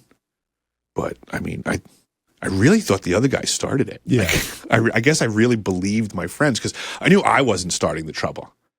I knew my friends were finishing it. And I guess I believed them when they were like, you know what that guy did? And I was like, yeah, show him what it's worth. But in hindsight, you know, I got enough feedback from non-Levittown folk that, it seemed like we were kind of the problem. So with that being said, I didn't have this wonderful childhood. I didn't have this storybook, you know. I came from a very busted up family. We didn't get along well. I've been working on the book since I was 12. I've been working before that for as long as I can remember, because if I needed something, I had to get it myself. Yeah. You know, my parents were very content with, we put a roof over your head. If you're hungry, you should probably go get a job. Yeah. You know, you want new shirts? Yeah. On you. Yeah. You want to? Yeah. You know, my dad walked up to me on my 12th birthday. I was doing something in the driveway. He was coming home, and he was walking up the driveway. And I mean, I was trying to avoid him because that's the way we functioned back then. You know, stay out of arm's reach. It's probably problematic. You might get whacked. You know, but all of a sudden he turned and he looked at me and he put his hand out like he was going to shake my hand. So I go to shake it. He goes, "It's your birthday today, isn't it?" I said, "Yeah." He goes, "Congratulations. You can have anything you want." Boom, in my head, Rolodex as he said that. And I'm like, oh, this must be the payday birthday. You know, I can have anything I want, right? And I'm looking at him and the hand is shaking. I didn't realize there was like one of these time dilation things going on, right? Like, and all of a sudden he finishes his sentence. He goes, "Now go get a job and get it." And I'm like, son of a bitch. But I wound up, that's when I got a job on, you know, my 12th year of, you know, this world. And he was right, technically, right? Anything I've ever wanted, I'd always been able to get a job and pay for it. That is true. So technically, sound advice for a 12-year-old. Yeah, right. Go get a job and get it. But then, you know, I didn't really have any big prospects in my life. I wound up joining the United States Navy because I came from, you know, career Navy family, bloodlines and all that fun stuff. And I got involved with the United States Submarine Service for a short period of time. And that was 18. 19? I was 18 years old. Yeah, absolutely. I signed up at 18 years old. I signed up for a 6-year stint with the United States Submarine Service for what they called the Advanced Electronics Field Fire Control Technician. I was to train to work with the weapons systems of the Los Angeles class submarines, missiles and torpedoes, up to and including potentially nuclear armed weapons. So when we go back into the peculiarity of my past and how the hell did I get there, anybody who knows anything about that role will know that instantaneously, by just signing the paperwork for my interest on that, activates a massive NSA investigation. They canvassed my neighborhood. NSA personnel went walking up and down the blocks of every block in my neighboring community, knocking on doors, asking questions about me. I know that because I came from one of them old school messed up communities where every single time an NSA agent knocked on someone's door, those people would contact me, you know, through like those little, you know, back door, like, hey, these guys. Some guys came looking for you. you. Yeah, exactly. Yeah. They wanted to know all about you. Yeah. Absolutely, you know, and they would be like, they asked me this, but this is what I told them. You know, it's like, thank you, you know, like straight up, you know, and, you know, it turned out the whole community was, you know, willing to, you know, in reality, I'm like, I wasn't a terrible kid. No, I was a terrible kid. And the community backed me up. Anyhow, was he a bad kid? No, I think I pretty much seen him in Sunday school. They did everything they could to help me along. And that's what I learned. So next thing I know, I'm in the submarine service. Super peculiar environment. I'll just go to say, for brevity of the conversation, I learned it was really messed up. And I wound up getting myself out of that 6-year obligation and found myself back on Long Island again when I got into the plumbing world. And that's when things got really weird, because I started working for the facilities that I now know are the higher echelon of the military industrial complex, and the homes of the owners, these super uber elite folk that inhabit what's referred to the Gold Coast of Long Island. And I do believe, because of this peculiar path that I walked from childhood through the submarine service and getting a fully, developed NSA background investigation to be competent enough to be safe with or allowed to fire nuclear weapons at people, that whatever that investigation involved got me on a list. I got on some approved list that allowed me to walk in the door with no added credentials, no other line of questioning. I was allowed to show up with my set of tools at places that would blow people's minds. People in the know think it's absurd because, obviously, if you're a trillionaire and your sink leaks, you don't go to the yellow pages and call Roto-Rooter. You don't just let anyone in the house. These folks have lists pipelines of people. Yeah. Absolutely. Good choice of words. Oh, yeah. That is perfect. Yeah. Exactly. So well established that me, even being in that pipeline at the time, no one told me. I just showed up. I just treated everybody like a plumbing customer. Yeah. In reality, if you were poor and broke, or if you had, I would show up to some houses. I would ring the doorbell, and the entire household staff would show up and line up to greet the plumber. Yeah, it's crazy. It's nuts. But these are things that I dealt with all the time. It's like, hey, yep, I'm here to fix the sink. Welcome. Hey, I was a wise ass. I thought it was hilarious. But I didn't really realize at the time. The scale, yeah. I was in my early 20s at the time pulling those shenanigans. Now in hindsight, I'm like, I can't believe that I was in that house. I can't believe that I acted the way that I did. But these are the things that went on. And then I went from, having this career, working for all these folks in these communities. There were times that I had my own company. There was times that I went back to direct employment. There were times that I had been directly employed working with these people, but then quit because, a lot of them, they might be wealthy. It doesn't make them nice. Right. Dealing with these types of folk is actually extremely challenging. I'm sure. Yeah.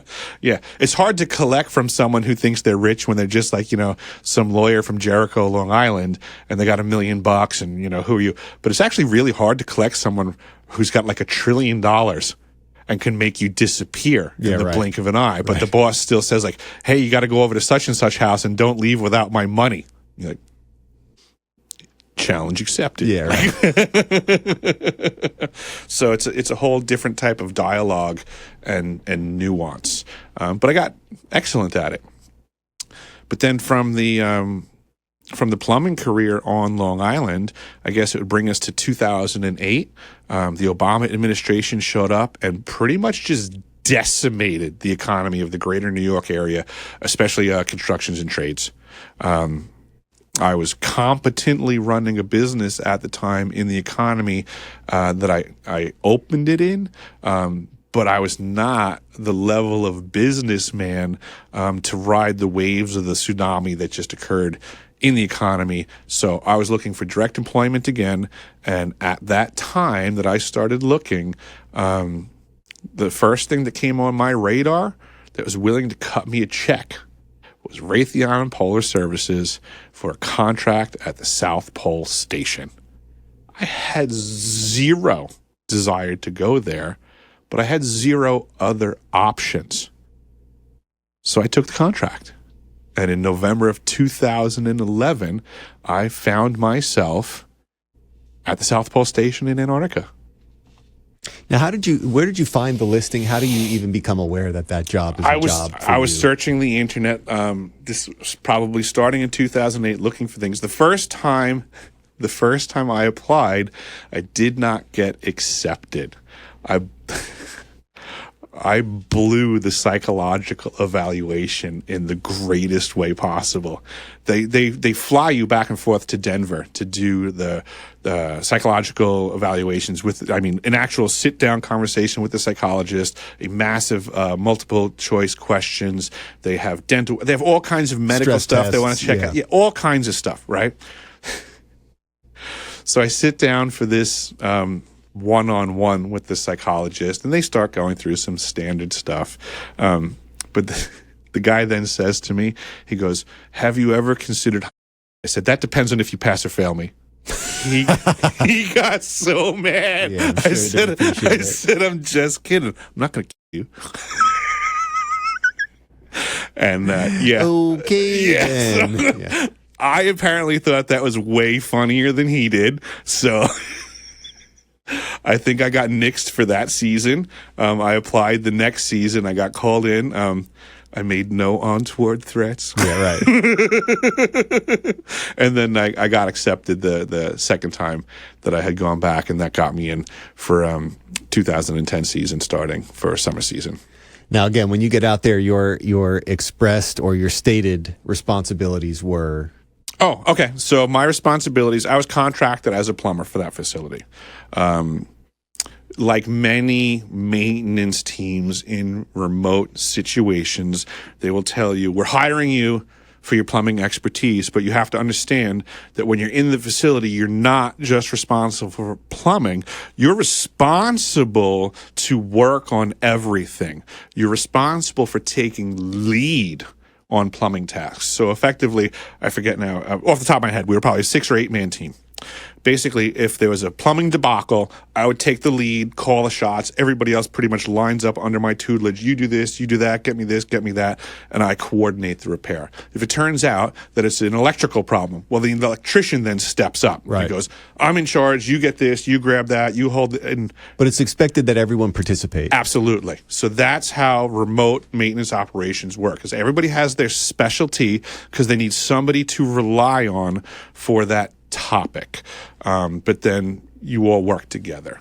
So that was basically standard understanding for which I was hired. And that's pretty much how it functioned.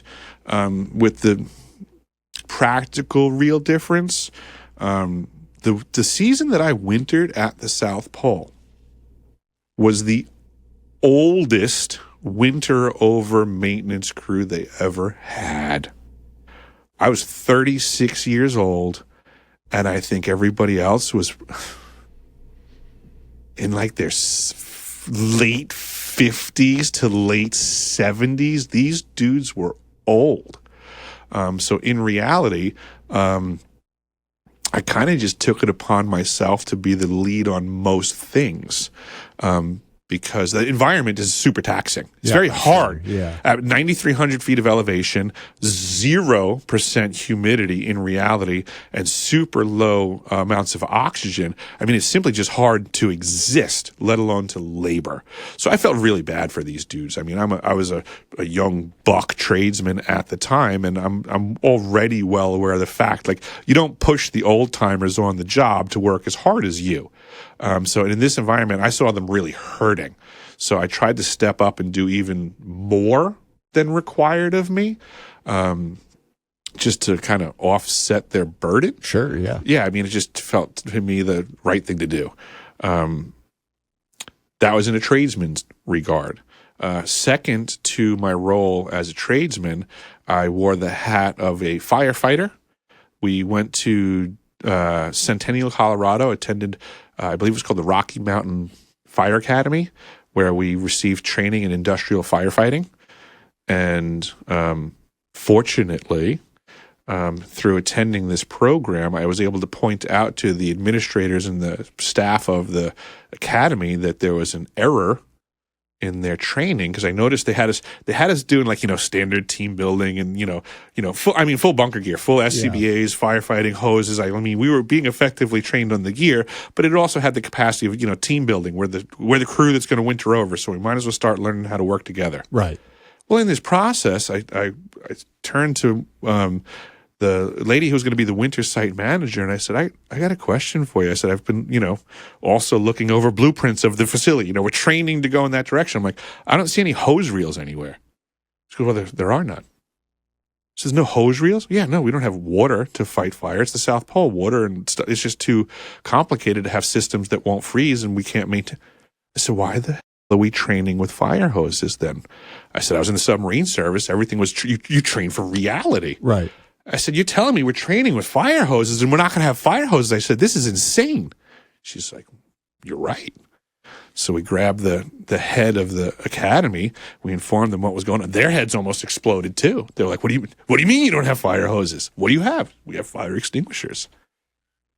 So they paused their regimen for a little bit and then basically went back to the drawing board, and they came up with a new regimen of training specifically for South Pole winter rovers, where everything is now going to occur with fire extinguisher teams. And we had brand new protocols. We changed out all of the training, and it was fantastic. We actually learned that you can accomplish a lot with just some fire extinguishers. We trained accordingly, and that is exactly how we worked often at the South Pole. We had alarms go off with great regularity, and the logistics of getting a lot of fire extinguishers to the scene and or air supply tanks was pretty much the biggest logistical obstacle every time the alarms went off. So It was very good that we had learned a protocol to do that accordingly. I think I didn't necessarily think about this much at all until I started watching your content, but just how desolate it is out there, and how there really is no line of defense, and how even a simple problem here could be life-threatening or cost life out there.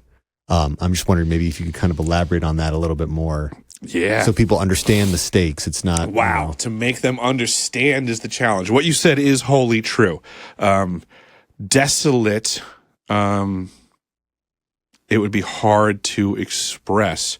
I mean, imagine, I guess I would, imagine just standing at your house. Imagine if you're at your house, your residence, right? But now imagine if you circumnavigated your property and removed every single other thing from view, and I mean everything. Not a tree, not a light pole, not a house. It is it's like the Matrix when they go into the white room. Oh, yeah. Right? I witnessed that in reality, where you could look out in every direction and every single thing is white. We would have atmospheric conditions where it had gotten so white that the white on the ground, the white on the horizon, the white on the sky was all the exact same. So it was so disorienting, because if you were to lift your foot off of the ground and try to look, you couldn't even range the depth again. You'd be surprised where the ground showed up again because It didn't look appropriate. Yeah, the term magnificent desolation was used by one of the astronauts in space, and then I believe he used it again when he got to the South Pole. Yeah, there's nothing there. I once went towards the tail end of my winter season, before the station opened again. I commandeered a snow machine and then took one of my other crew members, and we went for a ride on this snow machine. And we went so far away from the station until it was a teeny little dot on the horizon. And it was nuts. I mean, the the silence was deafening. Sure. As far as a way to express what this desolation was like, right? You're a sound guy. When it's just all there's nothing for the sound. Yeah. When I say the sound is deafening, I should say it deafens sound. Yeah. If you try to make noise there, like in a way you can't hear your own voice under certain conditions, like you try to talk and it's so Literally muted. absorbed. There's nothing to reflect the sound. Yeah, like you could explain that better than me, but I observed it. Yeah. You know, you try to talk and you have to try to speak up to speak to someone at this distance because the sound goes away. It's challenging to vocalize. But with that being said, in that deafened environment, you could, with great clarity, hear your circulatory system. Like an anechoic chamber. I don't know if you're familiar with that. It's just a chamber that deliberately sucks all. I'm familiar with their existence. and Never heard the term. Yeah. So, and the thing is when supposedly when you go in there, you can hear your heartbeat and the blood pumping through your veins. And oh yeah, I've totally experienced that to the point where it's loud, where you can it's almost like you hear a babbling brook. yeah.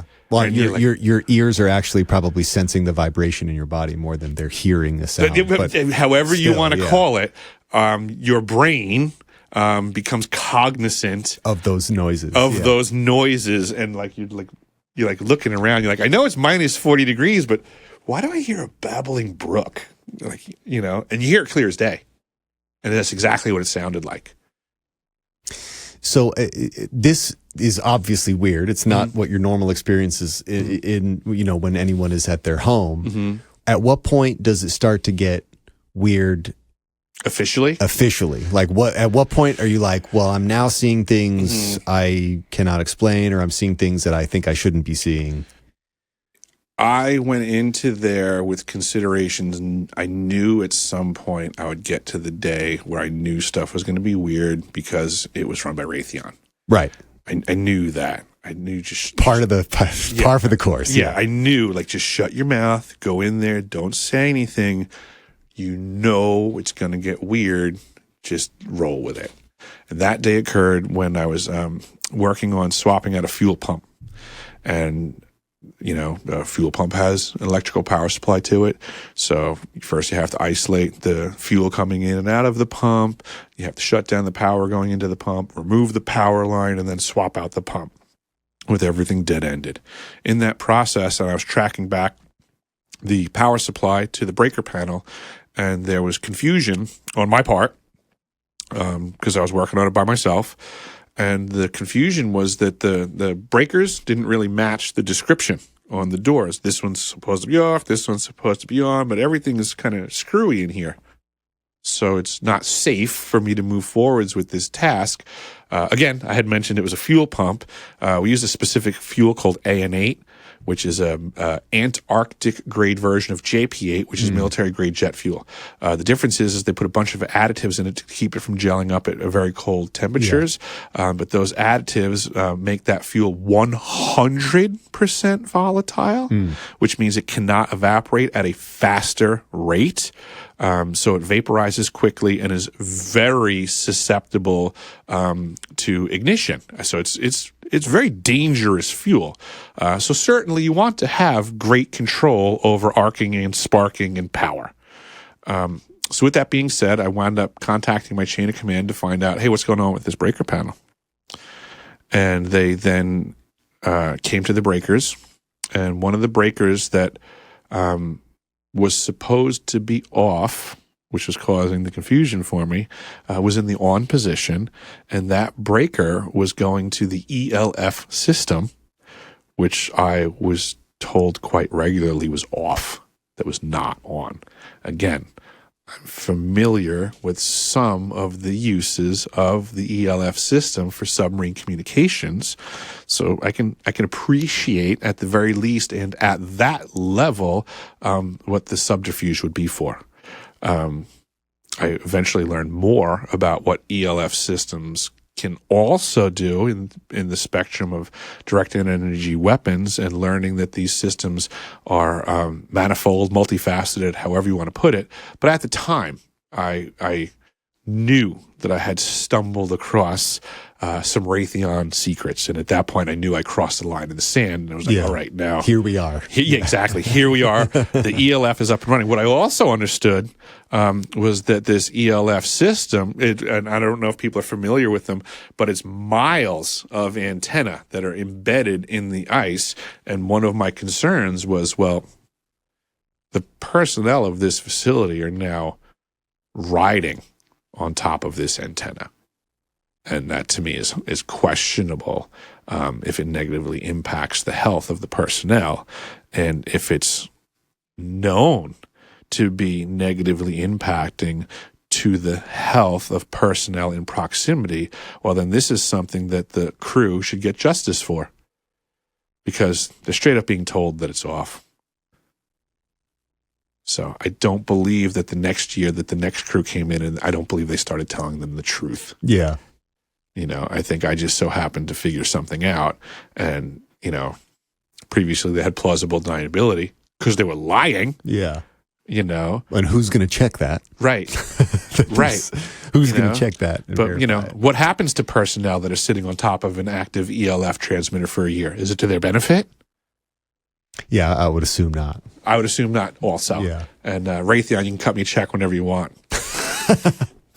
They do have the money. Yeah, Raytheon's got a few bucks. You said that some of the guys started to maybe get symptoms. Oh, absolutely. I remember there was like probably one of the most documented cases of somebody that needed to get taken away from Antarctica. That was during your time there, absolutely. Wasn't it? During my winter season, the same woman that I went over to in the fire training, the winter site manager, Renee Nicole Dussour. She was the head cheese.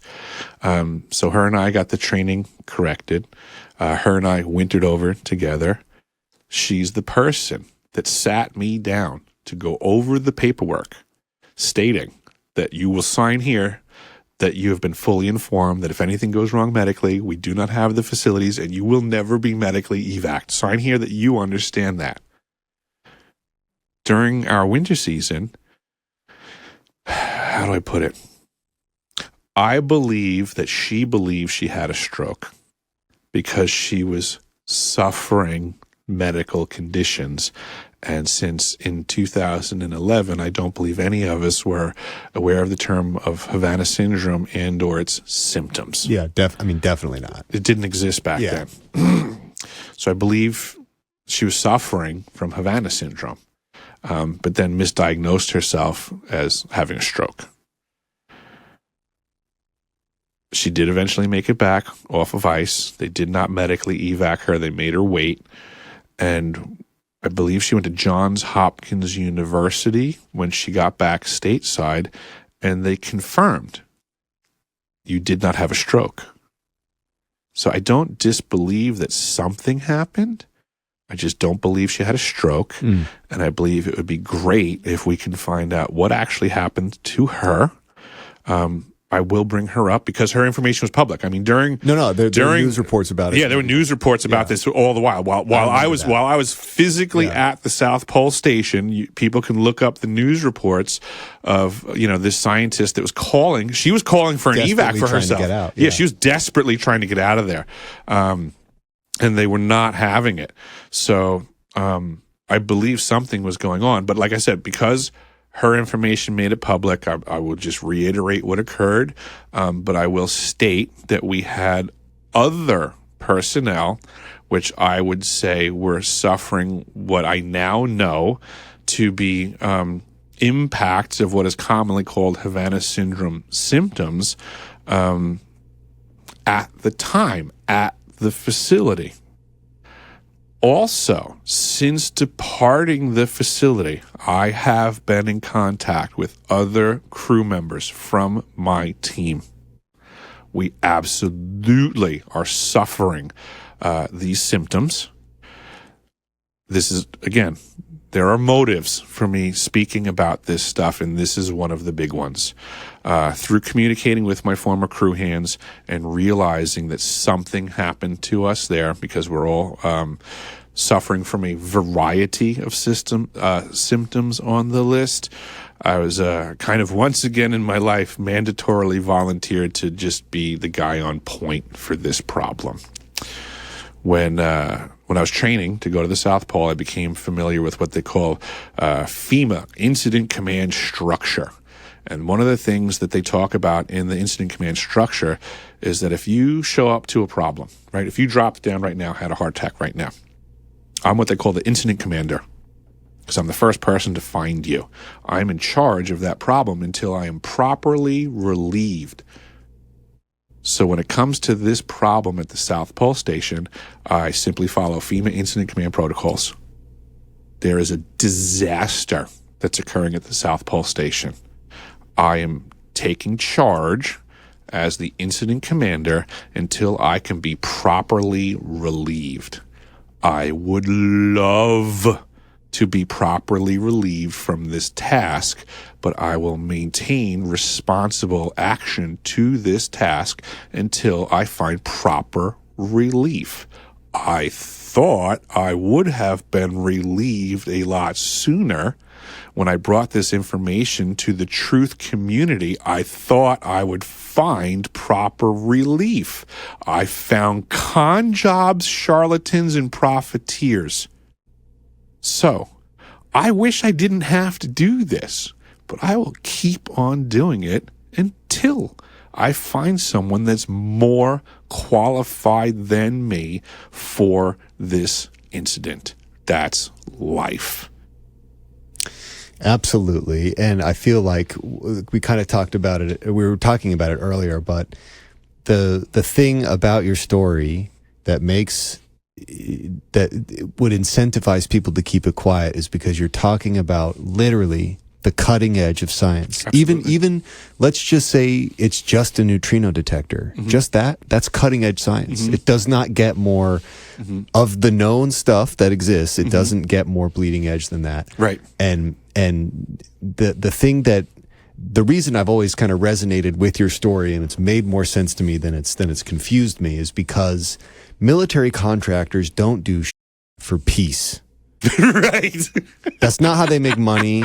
That's not what they do. That's not their business. Their business is war. Right. And even if they're looking into simple or beneficial uses for cutting edge technology, that's because they already weaponized it or because they already have a plan for how it could be used as a weapon.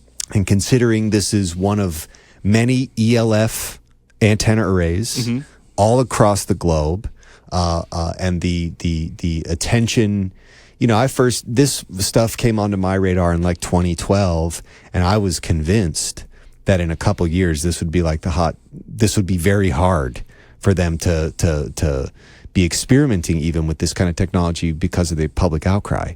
But there is such a good job being done to keep any information about this so relegated to a dark corner, even again, trying to search for your content. There's a ton of really great examples of science. Dr. James Giordano. Oh, There's a couple people that you reference heavily on your channel that they've been saying this stuff loud and clear. And there's tons of documentation of their science and their findings. Absolutely. It's what James Giordano has put public find. should terrify people. Yeah, no, it should quite be literally. the most terrifying information, what he has been discussing with the public. I put up a video on my website where he went to speak to the cadets at West Point in 2018. And he basically was expressing to them as a consultant, he was brought in to explain to the cadets, what will the troops that you are commanding have to deal with on the battlefield of the future? And he defined that as the battlefield of the mind. And he started to get into all the high-level technology, the stuff that I'm talking about, and was teaching them about, how to deal with being a leader in the new world of modern warfare, which is directed energy and mind control. Yeah. And using directed energy for mind control. Yeah. Yeah. I for sure want to go into a couple of more prominent examples of those things, but specifically as it relates to the neutrino detector. So what was the story when it became this is just cutting edge science to now like, oh, there may actually be something nefarious going on. This occurred after my time at South Pole Station. I mean, I could certainly tell you that a lot of the activities and actions and observations of what was going on while I was there were peculiar, cumulative, whatever you want to call it, but there wasn't like the proverbial straw that broke the camel's back until years later when my crew started reaching out to me and was like, dude, we need to talk. I was like, yeah, sure. Anything you want. What's going on? How's your health? What do you mean? Well, how's your health? And have you spoken to so-and-so? And how are they doing? Oh, did you know so-and-so? You know, some young folks from my crew are dead. So conversations started to occur. And coming from where I come from, I'm not a knucklehead. Yeah. There were things that I observed at my time at South Pole Station that led me to believe that there were people operating under false pretenses and probably were aligned with some sort of a faction by some other title. I'm not an idiot. So in these conversations, I basically challenged these folks and I said, listen, obviously you want me to put all my cards on the table, which I'm content with. As long as you put all your cards on the table, I want to know everything going on as well. And it was in these conversations where I basically got to take what, things I had been looking into. Like you said, you get some closure on some gaps. And these were big gaps that got closed up. And that's when I learned, and I would use the term from the programs that people love to use.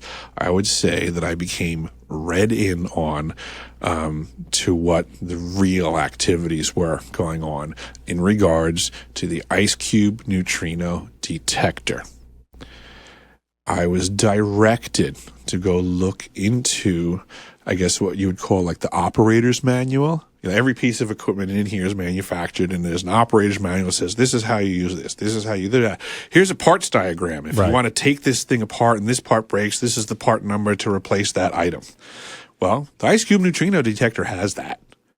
One of the items that I wound up locating and putting to the public was from the operator's manual, run by University of Wisconsin-Madison. This information is available public, but who would go look for it? Yeah, right. So I found the sheet, and basically it states with great clarity, the DOMs embedded in the ice at the South Pole, there's 5,160 of them. Each one has the capacity to transmit at up to 2,047 volts alternating current. It's a lot of power in a transmit capacity that's being hidden. I mean, you're in the sound world, you're in the frequency world. You could probably do a better explanation of what that means. Because people often turn to me like, well, what does that mean? And I'm like, I don't understand how you don't understand the difference between the value of something passively listening, which is nothing, versus something now transmitting at god-awful power. What do you think that means? I don't understand how you don't know what that means. Yeah, right. Well, and two, like even just the idea of a transducer, when I was learning audio engineering, I witnessed many a time a professor or somebody, an engineer, taking a speaker and basically using the speaker as the microphone. Yeah, absolutely. Because the speaker acts as the diaphragm, it transduces. It doesn't really matter how you're trying to use it. It's just which direction do you want the signal to go? How do you want this diaphragm to behave? Do you want it to be pushing out or pulling in?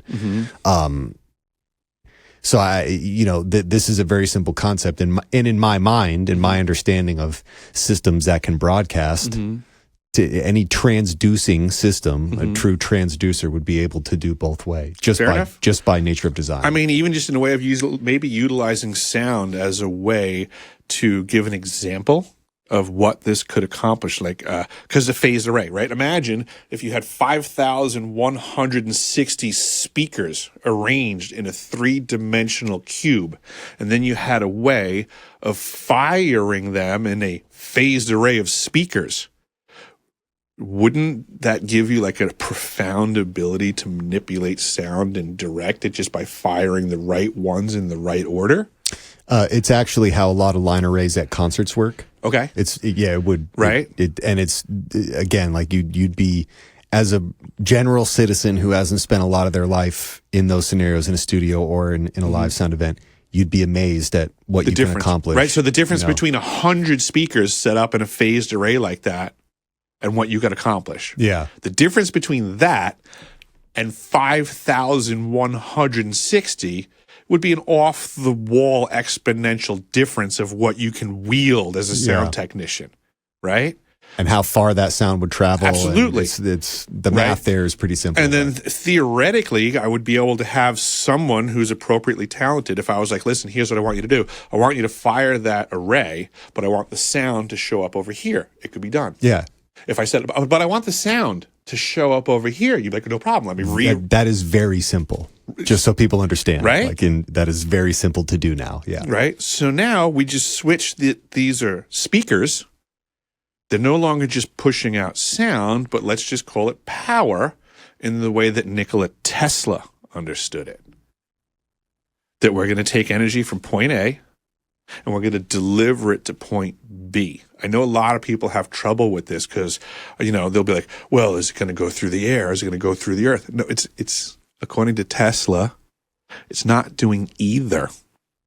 It's being transformed from what we call Hertzian wavelengths into longitudinal or scalar. So for all practical purposes, it's going from point A to point B in no time with no propagated power loss, no radiated power loss. Tesla hated when people tried to apply that to this system because there's no power loss in between point A and point B, so he didn't call it radiating energy because it had a propagated power loss. You are delivering energy from one location directly to another location in no time. So it's not going through anything. Right.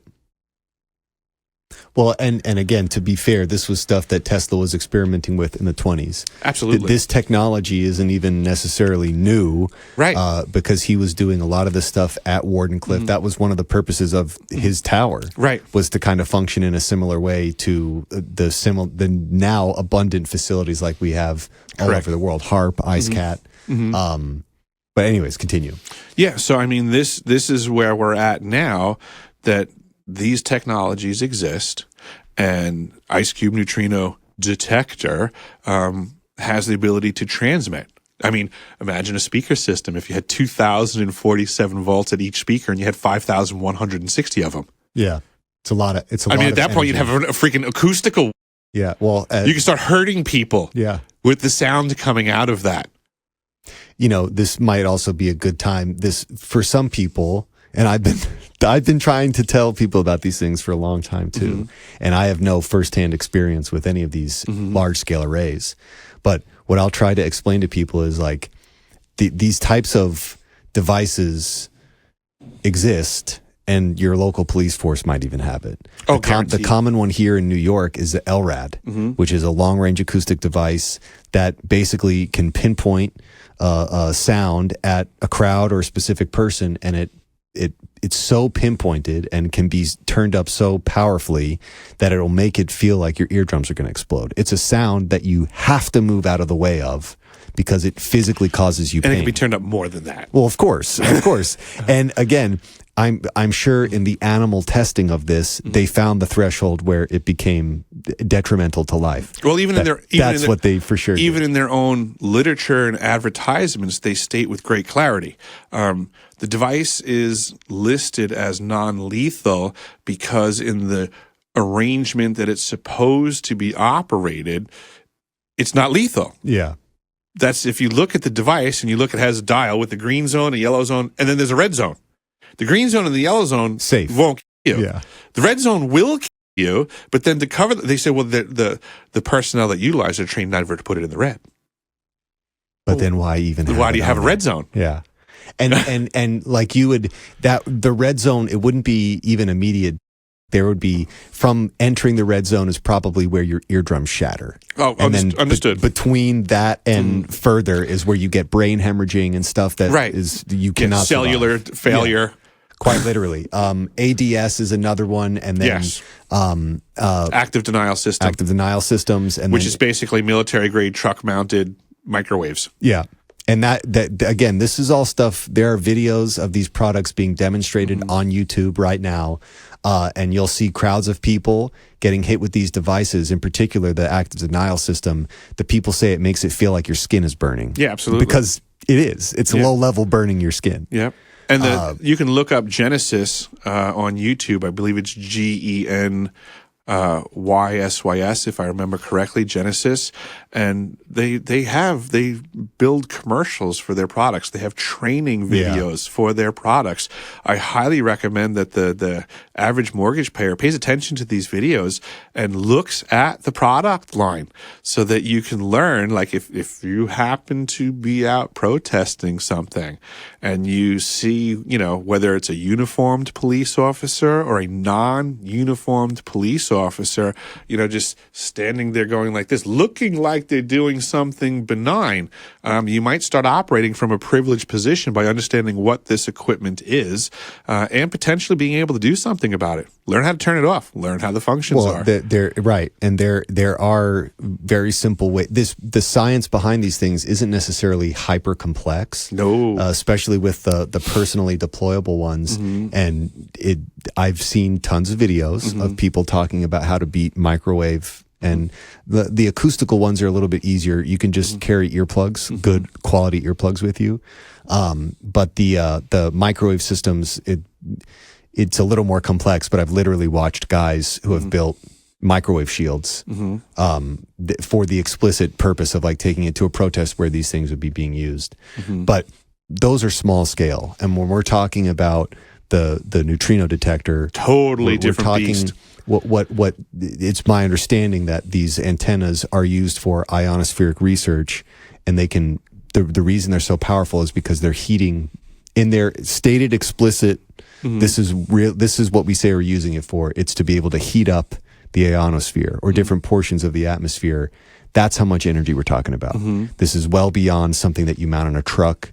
This is a whole facility committed to being able to pinpoint insane amounts of energy to manipulate natural forces. Yeah, and even in that concept, right? We'll bring it right to contemporary reality because people want to know, everyone's saying that this can impact the weather and it's weather. Well, how do they do that? Well, let me explain.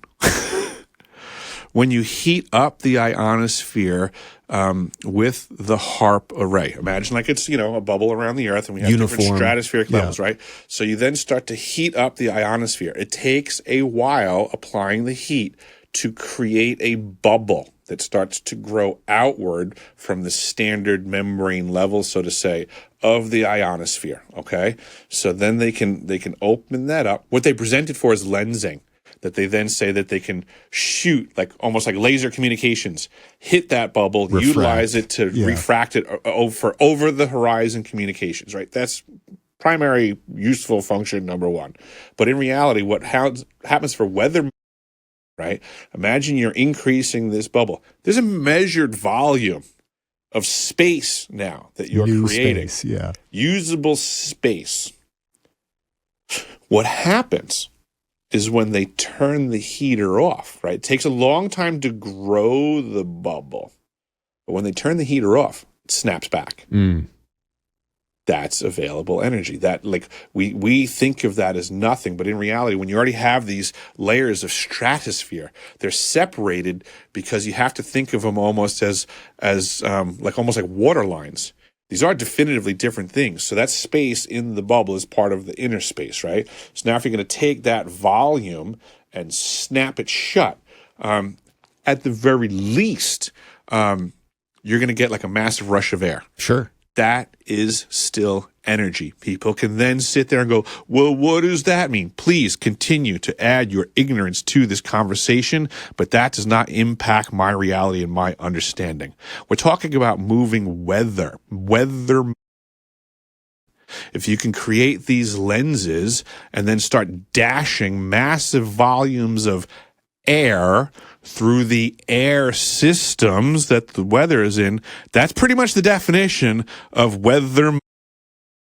If people can't wrap their heads around this, they're not up to the challenge of this conversation, but it doesn't change the fact that I just explained how simple it is to manipulate the weather through technology. Well, and I think people also, too, this is something I always try and throw out to people when I'm trying to explain this to them. The Earth is a fixed bubble. Mm-hmm. Nothing happens over here that doesn't affect over here. It's a fixed system. Einstein's theory of relativity? Until we started messing with this stuff, right, we had no influence on it. Right.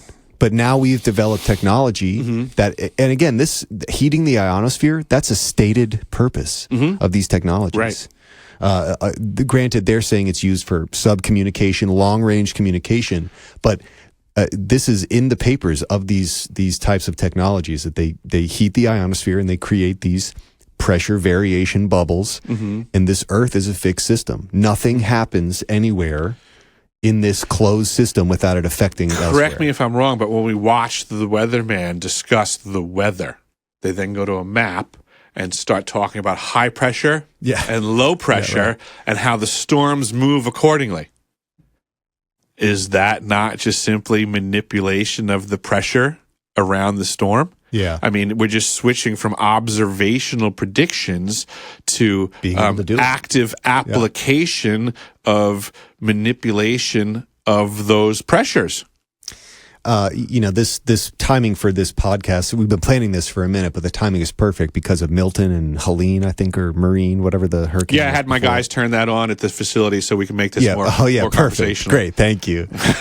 But dude, this isn't a joke. Now everybody's going to accuse me of that actually being true. That was a joke. Just like I was never going to the psychologist in Colorado. I did not turn on weather machines to make this a better conversation. Now that psychologist is double afraid. Oh yeah, that dude's terrified now. Oh my god. They're like, remember that dude you interviewed back in 2008? He's the weather now. But I was literally watching videos of meteorologists crying at Milton because they're like, this is the craziest I've ever seen. This is such a big storm that's growing more rapidly than any other storm into the biggest storm. They were openly weeping. My wife was like sending me videos of these guys weeping. There's also a very prominent video of radar of Milton where like a spiral is emerging in the center. I'm not claiming that this explains that spiral. All I'm saying is that people are now, because of the intensity of weather and knowing that at least since the 40s, techniques have been researched to influence the weather. And again, the companies that were researching this, they weren't doing it for peace. Right. They were doing it for war. These technologies were used in Vietnam to extend the monsoon season. Yeah. They were used over the rose gardens in the 2008 Air Force Chinese report Olympics. claiming that they were going to have, the early 80s, that report came out where they said they were going to have full control of the weather by the year 2025. Yeah. I mean, that's got to mean nothing. Right. That apparently they didn't say we're looking into it. They didn't say we might. The report was an end result report that by 2025 they would have full control of the weather. And again, like this wouldn't be, from my perspective, I wouldn't even necessarily be mad at it if it was to negate the real aspects of weather patterns changing on the planet. This was how humanity can sustain life, is by influencing the weather to benefit us. The problem is that the people who are in charge of these technologies, not only developing them, but certainly using them, they don't do things for peace. Right. That's not their goal. That's not how they make money. They don't do things for peace. And when I think just abstractly for a moment that we have the ability to play with these types of technologies there is some asshole in a bunker somewhere playing with these technologies. That's just a simple reality that if people haven't gotten to the point of accepting that, you just need to accept that. If we've developed some crazy there's a bunker somewhere where it's being used and it's being debated about how can we weaponize this. History has just shown us that time and time right again. This is not we're not making this up. There's plenty of examples through history. Bad people exist. Bad people get their hands on stuff. Bad people have been shown to, without pause, pretty much do every bad thing that is at their fingertips always. So it's for good people to discern what tools bad people have and where are they using them, because we can't question whether or not they will. We know they will. I mean, that's life. I don't know who said it, but somebody once said the only thing it takes for bad people to succeed is for good people to do nothing. Yeah. And that's where we're at right now. We've been conditioned to totally do nothing. It really blows my mind. And I think this is, like I said earlier, if George Washington and the crew were here, they would certainly accuse us of doing absolutely nothing. Yeah. And I would agree with them. The average person is doing nothing tangible for the benefit of their own posterity. They might think they are. Oh, I'm saving for my kid to go to college. Really? In this world, that's the extent of the effort that you're going to put in. Right.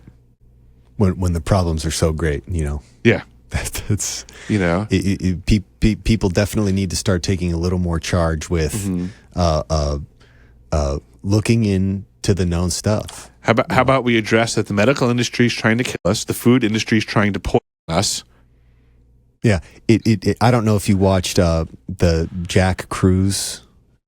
Dr. Jack Cruz, he just went on Danny Jones and went on an awesome 4-hour tirade. Oh, cool. He's like a brain surgeon who went down the rabbit hole and has basically come up saying, most of the systems that exist are designed for profit. They're not designed for our longevity. When I just went to Australia recently to give a couple of talks, which went really well and were very well received, I had the pleasure of meeting a doctor over there by the name of Neil Benson, and we had some wonderful conversations, and he handed me a book that he wrote called On the Origins of Disease.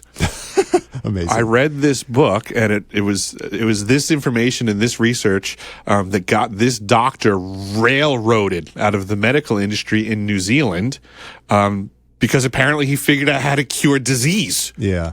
Like literally in that general sense of the term. Like, hey, it turns out if we do this, and is mostly nutrition-based, if we stop ourselves and eat properly, stasis achieved. Yeah. Yeah. It turns out we just get healthy. What do you know? No.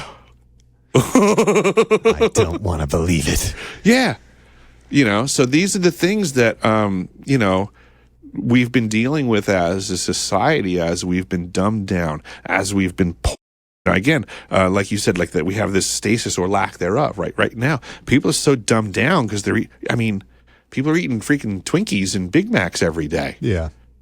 Drinking gallons of soda. And convinced we can sustain that. Yeah. Yeah, I mean, this is like literally, this stuff is not food. It's not even up for debate anymore. This stuff is not food. So what is it? It's poison. We're literally being put into a state of, by definition, people love choking on words nowadays, but here it is. We're compared to what we used to be by the textbook definition, right? We're not advanced from where we were. We are, by definition, now gone backwards. Yeah, correct. Mentally, in every way, yeah. Right? In just about every way. Yeah, people don't have to like hearing that, but you're suffering it because you're eating the poison. You're using the medical industry that's trying to kill you, lest you forget what just happened with. Yeah. I mean, that's right in our rear view mirror. They lied through their teeth. And there's more people now from what we were told was going to be the remedy. Yeah. Than what the original problem was. What a coincidence. Yeah, no. To some, yes. That sounds like some Nazi stuff. Yeah, seriously. You know, we forgive you. They're the good Nazis, though. They're the good Nazis. I mean, good Germans. Yeah, sure. Yeah. All right, we're wrapping up this time here. We're coming close to the end, and this is, to me, a good spot. We've explained to people the stakes, and what I see your channel as is a way to inspire people to do the research, find out what ways are most useful to them to try and combat these things. For the last couple minutes, you want to tell the folks where to check out your content and any words of inspiration that you might have that have benefited you on your journey. Absolutely. First and foremost, please go to deciphering.tv. It's my website. I just rehashed that whole thing so that everybody can have ease of access, scroll through there. Please share the information. Take the information that I have on there, take a look at it, and move it around. I cannot win this battle all by myself. One of the terms that I learned as a tradesman is many hands makes light work. I could use your help. I could use your assistance. Sharing is caring. In regards to helping me, that would be fantastic. In regards to helping yourselves and every single other person around you, you need to learn to become unmanageable. Stop doing what you're told as a rule of thumb. Start to make up your own mind every single time you have to make a decision. Do what you think is best and do it immediately. If it turns out that you're wrong, you'll find out fast, and you'll have the opportunity to make a new decision again and make, again, any decision that you want. Do not listen to anybody else. Learn to apply your own freedom and discernment. I have full faith in all of you as individuals that we can get down through the mud, through the trenches of the current battlefield of the mind, and every single one of us is required to be free thinkers in the world of the future so that we can prevent the boot of the oppressors from being on the throats of our grandchildren. If we do nothing now, we are setting them up for failure. You have to do your part or they will suffer. Do it fast and do it for them. Love it. Mr. Hecker, thank you for coming all the way out here. Thank you. And this has been the Totally Legitimate Business Podcast, folks. Thank you for watching. And if you want to know more about Long Island, we're actually going to be going out to Long Island to shoot on location at some of these places and get some of the more in-depth stories. That video will be posted probably a week or so after this one goes live. But everyone, thank you for tuning in, and we'll catch you on the next one. This has been the Totally Legitimate Business Podcast. The end. With your host, James Oliva. Executive producers, Clint G and James Oliva. That's obnoxious. Sound design, mix, and master by James Oliva. Literally no one cares. For more Totally Legitimate Business, subscribe to our YouTube channel at Totally Legitimate Business or add us on TikTok at TLB Pod. When will this end? Thank you for listening. Now get back to work. Move it along, buddy.